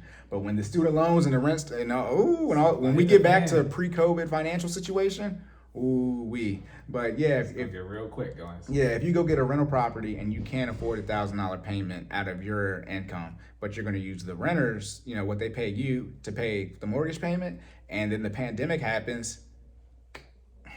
Now Jordan and I have to pay more taxes so you can take out these PPP loans. We do. Oh, that's not on for the day. That we're not gonna get to the PPP. I really didn't have anything for them. I just want to talk about it. Oh, these people going to jail. I was gonna say, shout out to Twitter. Oh my God. There's people on there wilding with the PPP loans. Okay. Oh my goodness. Payroll. What's going on? Payroll protection program. People. I guess it's not that big of a deal because I just want to talk about it because it was funny. Okay. People just they lied. They steal it. Yeah, I didn't read into it because none of my clients, are in this situation. And just like student loans, I don't know how to take out a student loan because I'm not gonna tell nobody how to do it. I know how to pay it all, but I don't know the student loan process as far as getting the loan because I'm never gonna tell you to do that. Same thing with the PP loan, triple P loan. I wouldn't tell you to do it, but yeah, you had to have like a certain amount of people on payroll, and so. Now, obviously, to get in, that they didn't. So, they still got the money. But, once they check it, that's how the fraudulent situation comes up. But, they would get the money. And then, obviously, people be posting, like, was it Drewski had that one? Yeah. They're in Atlanta. But, right, people be snitching on themselves. But, yeah, people was scamming the system. As I said, Raphael, the IRS, that's not the one. That's not the one. They better be on your head. They better be on your head. Coming straight for you. Straight for you, yeah. So, and that's the one thing too, double screw. So the IRS is underneath the Treasury, even though I said, you got the Teenage Mutant Ninja Turtles, but the IRS is under the Treasury, and you got that money like from the Treasury/Fed, and the IRS is like, no, big bro, Leonardo, these people have no employees. They're not good for it. Yeah, get it back. So I didn't. It's government fraud. Ooh, I don't even want to know what the jail time is on that. It's probably it might be a federal. It might be a strike. It might like a felony. Yeah, it might be a felony. Y'all are wild. And by the way, for how much? Y'all get 10,000. Never mind. Well, is it worth it? That's what I talk about the day trading. People be in the 10 and 12% tax bracket and be day trading. Like, look, I'm not. Never mind. Let me stop. When you have to as you ascend through the tax brackets, you start looking at it. When I gotta pay 25%, I'm good. I'm gonna wait a year for the 15%. Sounds like a long-term plan. Yeah. 365 days and I get to save 10% on the taxes, at least. But no, yeah. So just to wrap that back up, when you have a rental property, the advantage obviously is, again, just like when you own a home, you get to make that money, you get to build that equity. Hopefully you do end up paying it off, so that's just cash flowing crazy. You can use that to get another rental property. But again, the disadvantage is you have all that maintenance that comes into play.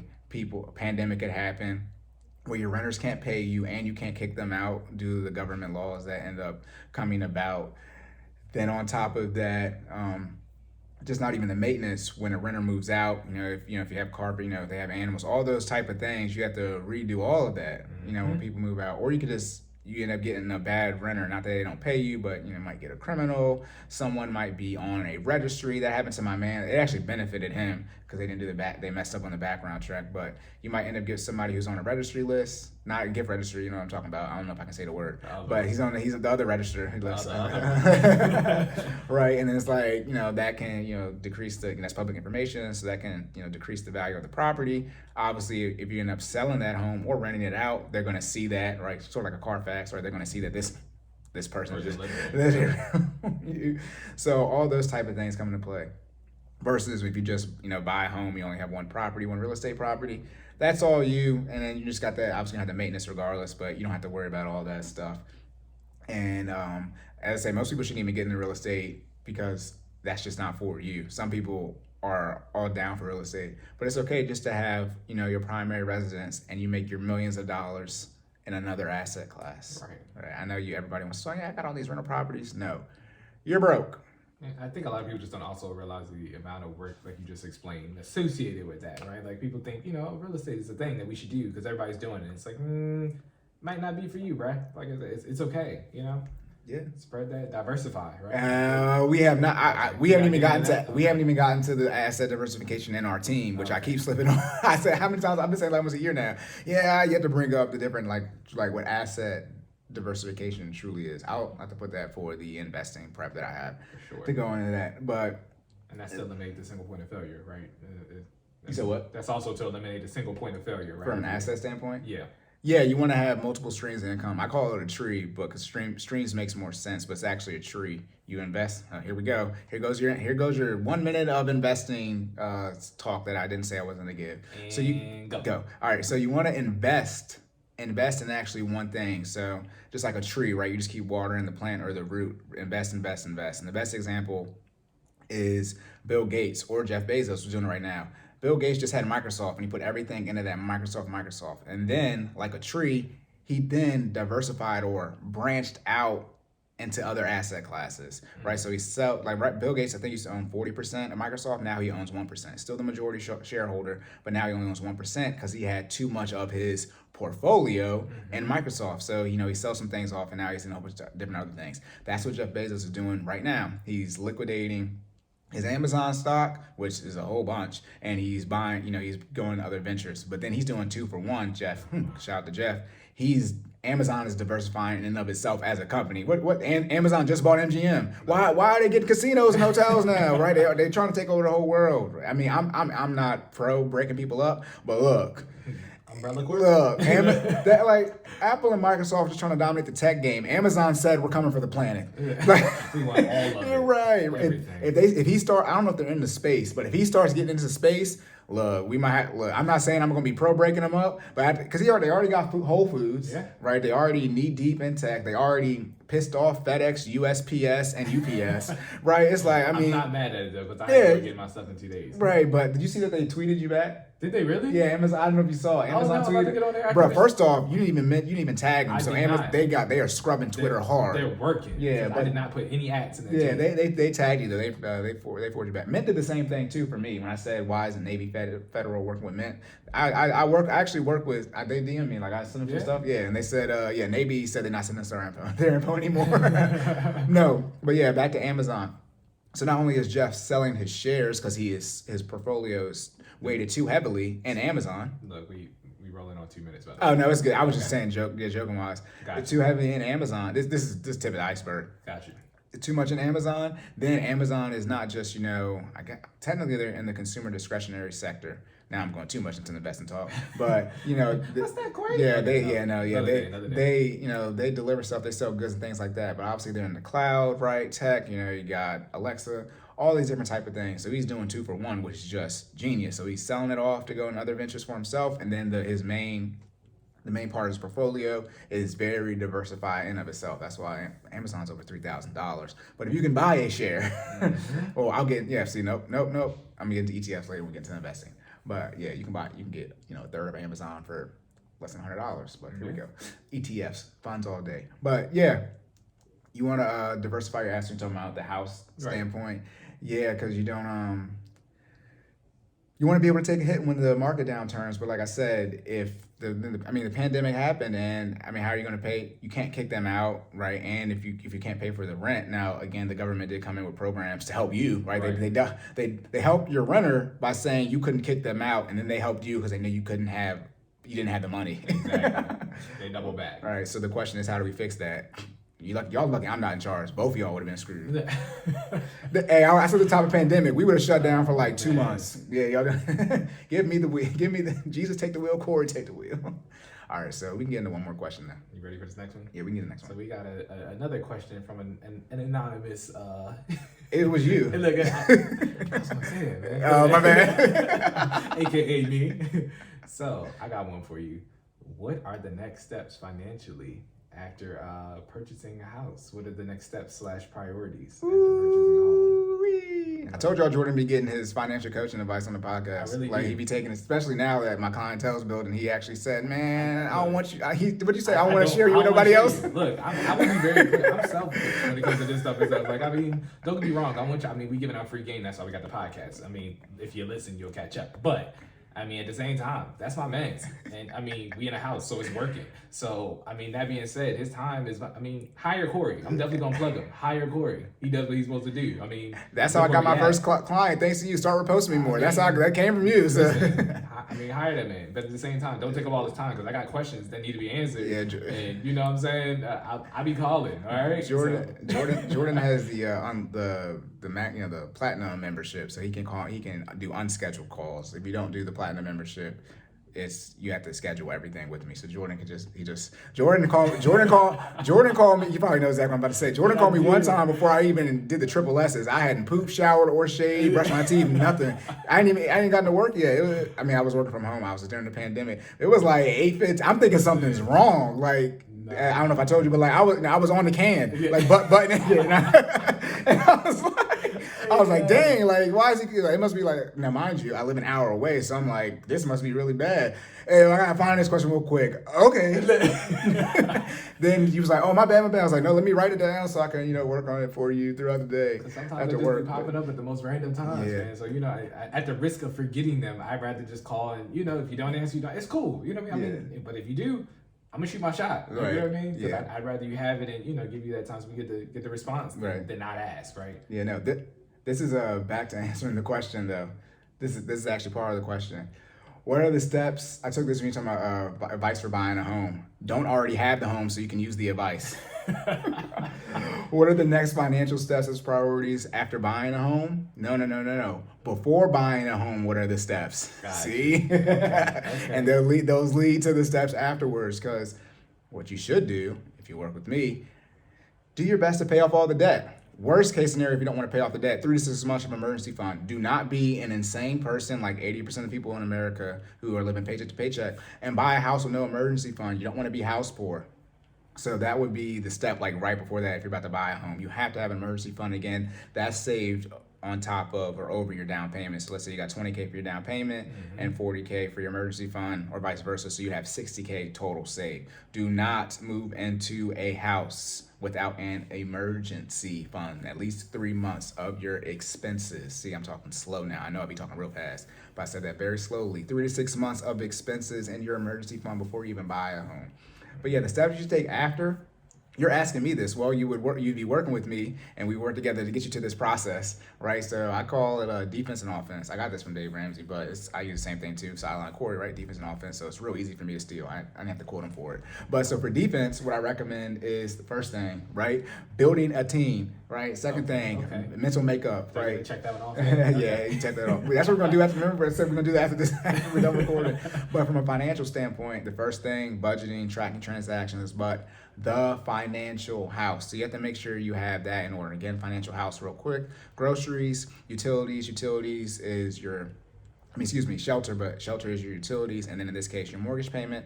Third is clothing. Fourth is transportation. Transportation is the insurance, car insurance, gas, and then a car payment if you have one. Although you wouldn't have a car payment in this case because you would have all your debt paid off before you're actually in the home. Right. The fifth thing would be insurance. Most people pay for medical, dental, and vision out of their paycheck pre-tax from their 9 to 5. So you wouldn't put this here, but this is where you would put life insurance here. Your homeowner's insurance is probably lumped into your mortgage, so you can put that there or here, depending on however it's set up. But you put obviously your homeowner's insurance here, and then the other insurance that you need, and we already went over car insurance. And then the sixth thing, as I said, the emergency fund. That's my stuff when I remember and I say it.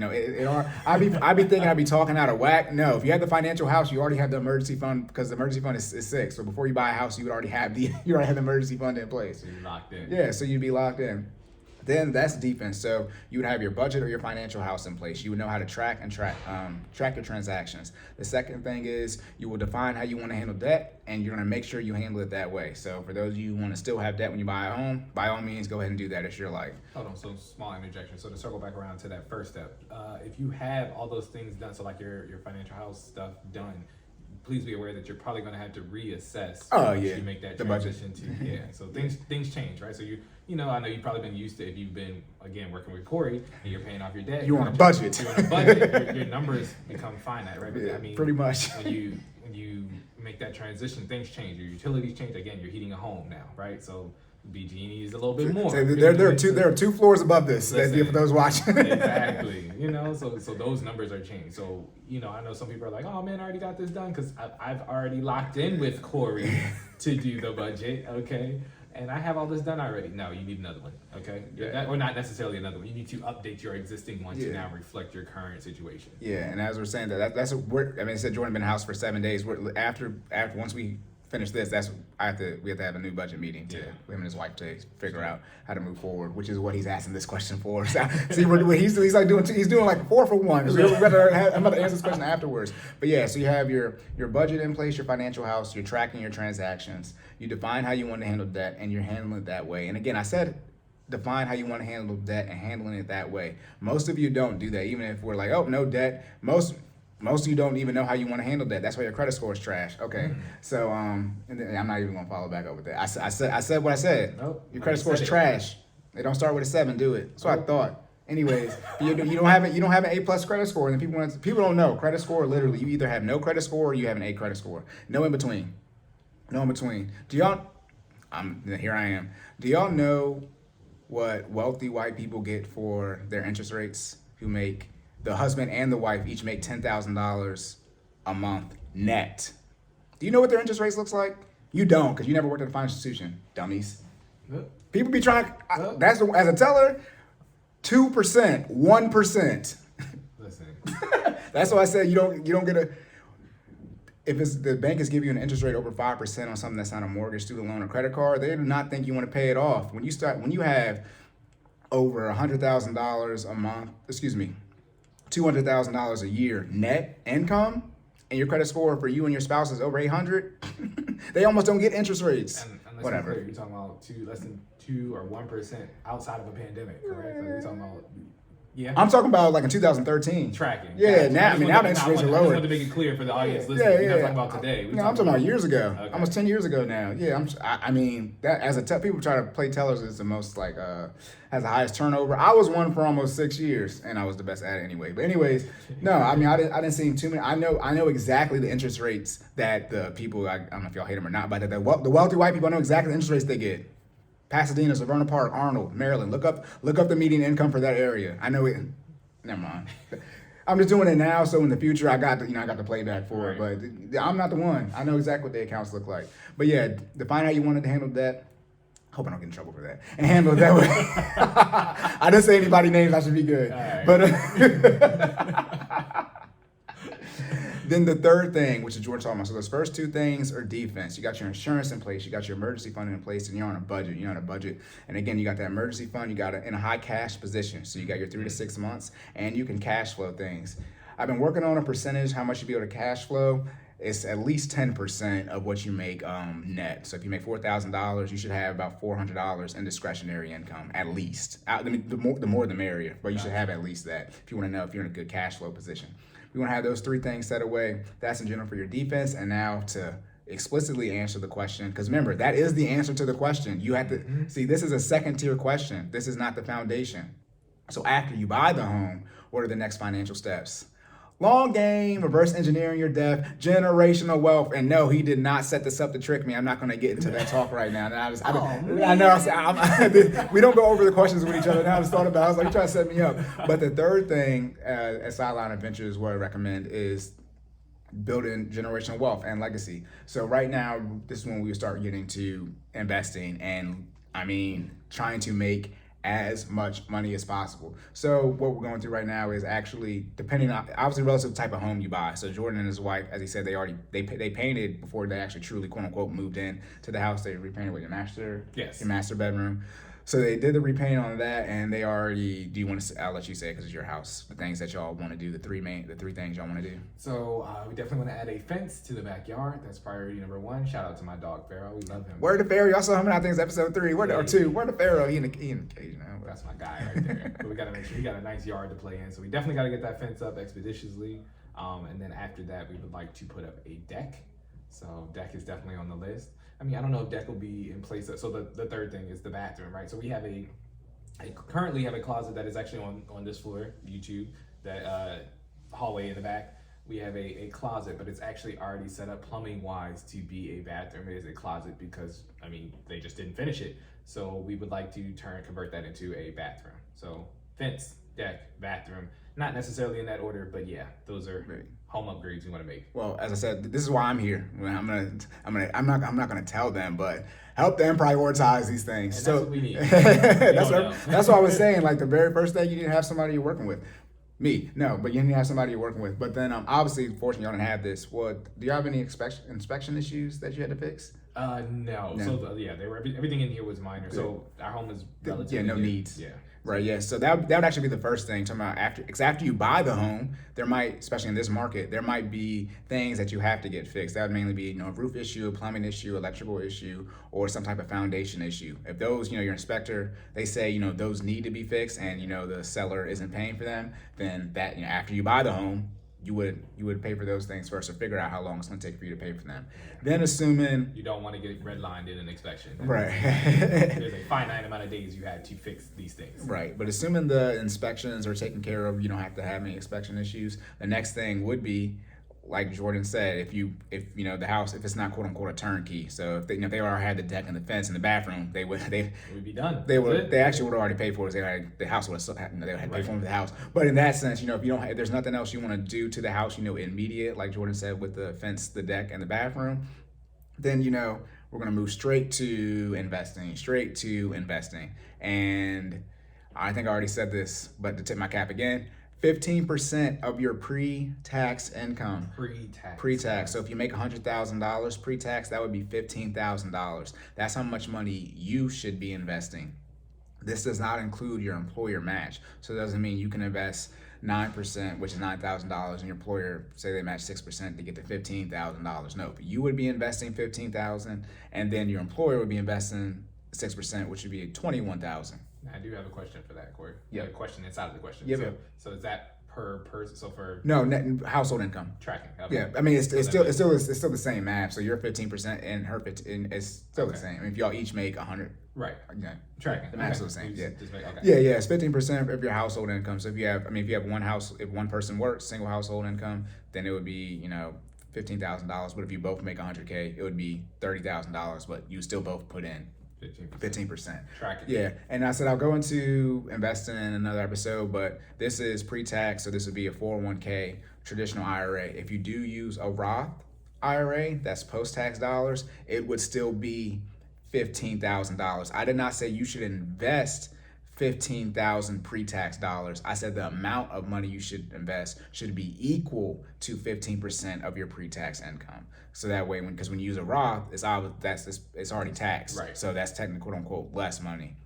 So if you had a Roth, you maxed out $6,000, you would be investing $9,000 into your 401k. And that's still $15,000. You wouldn't invest $4,000, whatever. You already paid the taxes. Right. You wouldn't do that. It's 15. The amount you invest should equal 15% of your pre-tax income. Not that you invest 15% of your pre-tax dollars. And when we get into how much money you need to make, I'm gonna have an example where you might not even be able to invest. I already told Jordan a little bit. You might not be able to invest all the money anyway because there are limits for 401ks. So yeah, we would start again, reverse engineering your death and figuring out what you want to do. I mean, I don't know what people want to do and how they want to build wealth financially. Now, I'm gonna interject one more time. When you say reverse engineering my death, the death, like DEATH, death.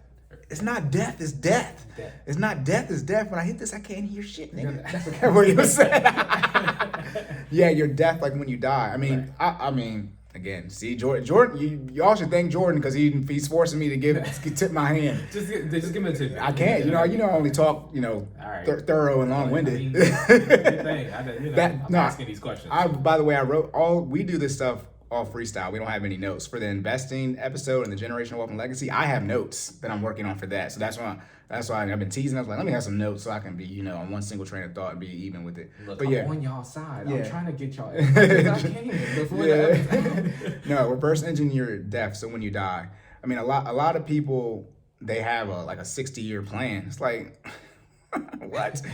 And by the way, they have not put 1 year into it, and they 35.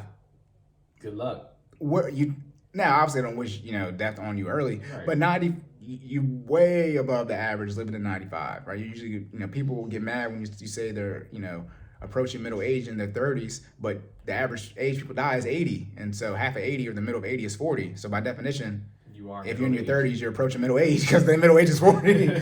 But no, reverse engineer your death. So I do my best to, and this is general investing numbers, how much money you should have saved. That's anywhere from a 20 to 40 year, time period of consistently investing, usually on the 40-year side, maybe 30, but usually on the 40-year side because Gotcha. have more money for that. But again, hopefully our age, right? We have 40 years. Now, here we go. See, I can't talk about without saying it. The RMD, required minimum distribution age, meaning once you hit this age, you are required to take a minimum distribution out of your 401k.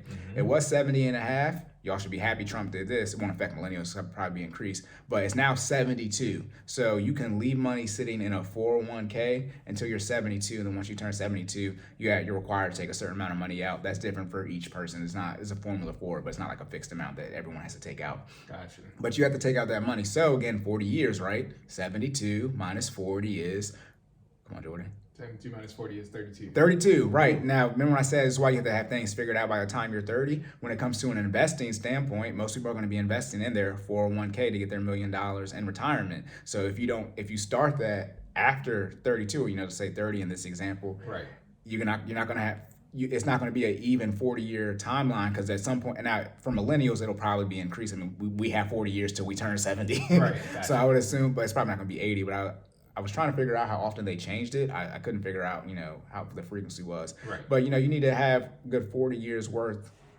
of growth.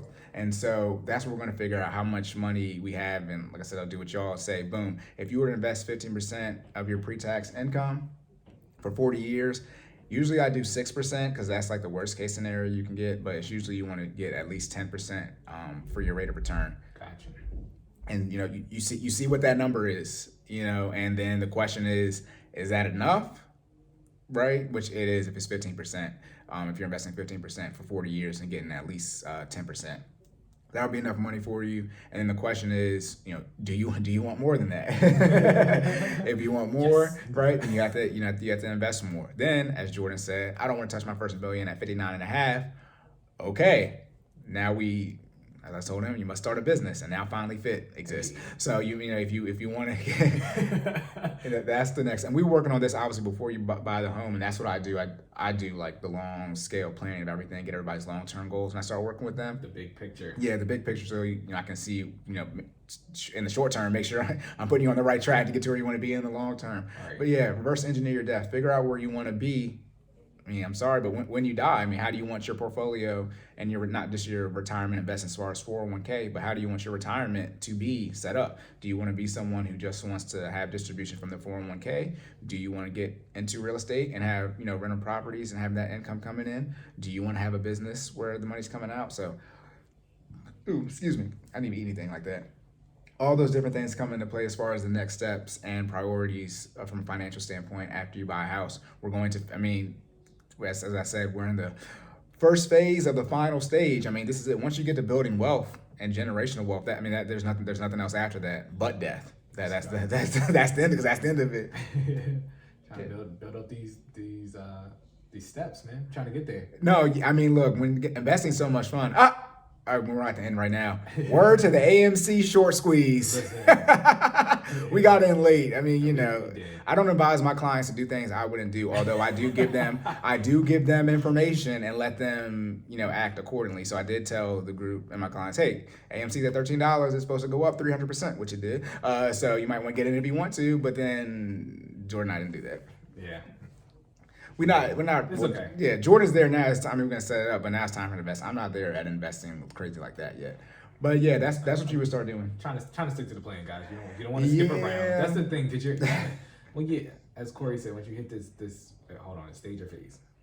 So say it one more time. The last stage, you're in the first phase. Thank you. First phase of the last stage, right? When you hit this, it sometimes if you follow the plan up to this point, it becomes a lot easier to seem like you can skip around. Don't do that. Okay. Right. We're still stay disciplined. Oh yeah, I'm about to say you gotta stay disciplined. Look, sustainable, not just from a fitness standpoint, sustainable lifestyle habit, even financially, fiscally, right? Because we are wealth conscious and health conscious. Okay. We've switched that up. Thank but yeah. you. So we're still sticking to the plan, even though we've hit, you know what I mean, a major milestone for us. We're still sticking to the plan because again, remember we talked about that maintenance from the fitness side. Same thing with the finances, right? You don't do what it takes to get here and then stop doing it, right? Yeah. That's a recipe for disaster. We got to lock in and make sure we still, stick to the plan so we can get to the building well stage. Right. And our end goal. Yeah, and the plan, just like the budget, it's flexible. So I was telling Jordan, like, things are going to change. Him and his wife won't have children. They don't have kids yet. So that's got to be inserted into the budget, right? So things are going to change, not subject to change. They're going to change. Again, shout out to the pandemic. That happened, right? So there's all these things that are going to happen that you're going to have to be prepared for. But yeah, after you buy the home, what's next? Figure out how you want to make your money. Capitalists over here, and I'm going to trying to figure out how to make as much money as possible, whether that's crypto, whether that's calls and puts, right? Options, whether that's individual stocks, whether that's funds, as in mutual funds, ETFs, index funds, whether that's real estate, whether that's starting a business. I think that's it. All of the above. I think that's it. Yeah, all the main ways. Okay. Yeah, all those options, figure it out. But then, got to be willing to put in the work. Exactly. So, I'll be tired, but this isn't our job, and we don't get paid for this yet. So yeah. We're speaking into existence. Yeah. Oh yeah. Look, we here. Yeah. Who knows when we start getting paid off the podcast? We're getting paid from people listening to the podcast, and coming to us from what we do outside of it. But one day we'll make money, like you. Like I got a client off the podcast, but not to make money on the podcast. It's work. It's work, yeah. But, yep, that's what you need to look for when it comes to buying a house. Financial steps after buying a house. When we get into investing in generational wealth, I'll just retouch on that again so I can dabble that in there. Gotcha. But, yeah, I'm going to have to make sure I put the sectors on that investment thing so I don't forget. But, yep, that's it. So, boom. Finance segment is over. I almost forgot. Finance, fitness, same word to me. All right, but did you have anything from a fitness standpoint or finance standpoint? Stay disciplined, y'all. Keep working. You're the hurdle. Exactly. You're the hurdle. Don't be your own hurdle. Don't be your own hurdle. Okay. Oh my God. I think that's the word of the day. Why is he whispering? So lock in.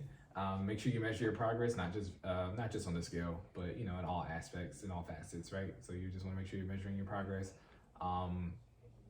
I think that's it from a fitness standpoint. Yep. Appreciate you answering my finance question. Yeah, from a finance standpoint, it was all real estate today. At least have the emergency fund before you buy a home. I will not give on that. I don't give on student loans, I don't give on credit cards, and I do not give on buying a home without an emergency fund. I give a little bit on credit cards, student loans not at all. And I'm being very, very clear. Anyone takes out a student loan from this moment on, which is May 30th at 4:31 p.m. Eastern Standard Time, is a fool in my book until eternity. You heard it here first, folks. You can't have the student loans. You can't take them out. You can't take them out anymore. That's the issue. Student loans, here we go. Here I go. 2 hours in. I don't understand. Everyone knows the student loan situation is so bad. Yeah, y'all keep taking them out. It's like, no. All right, that's it for that. So, we already did shameless plugs. We did. Crap, there was something I was supposed to say at the end. That's why we're supposed to write things down. I probably did write it down. It's okay, Cory. We'll be back next week. Yeah, we will be back. You know me, perfectionist over here. I'm like, oh my God. But like, share, subscribe. Again, I'm at Sideline Cory. Jordan is at Stop Stalling J. And business pages. FinallyFit 06. And then our YouTube is Cordan in full effect. Make sure you like, share, subscribe, like this video if you're listening to it. Make sure you go to the show notes to find all of our information. Yes. All right. Plugged in. Episode 7 in the books. All right. So I'm Cory, and remember to save more and say less. And keep making better your best, guys. And we're out of here. We'll catch y'all in the next one. Let's go.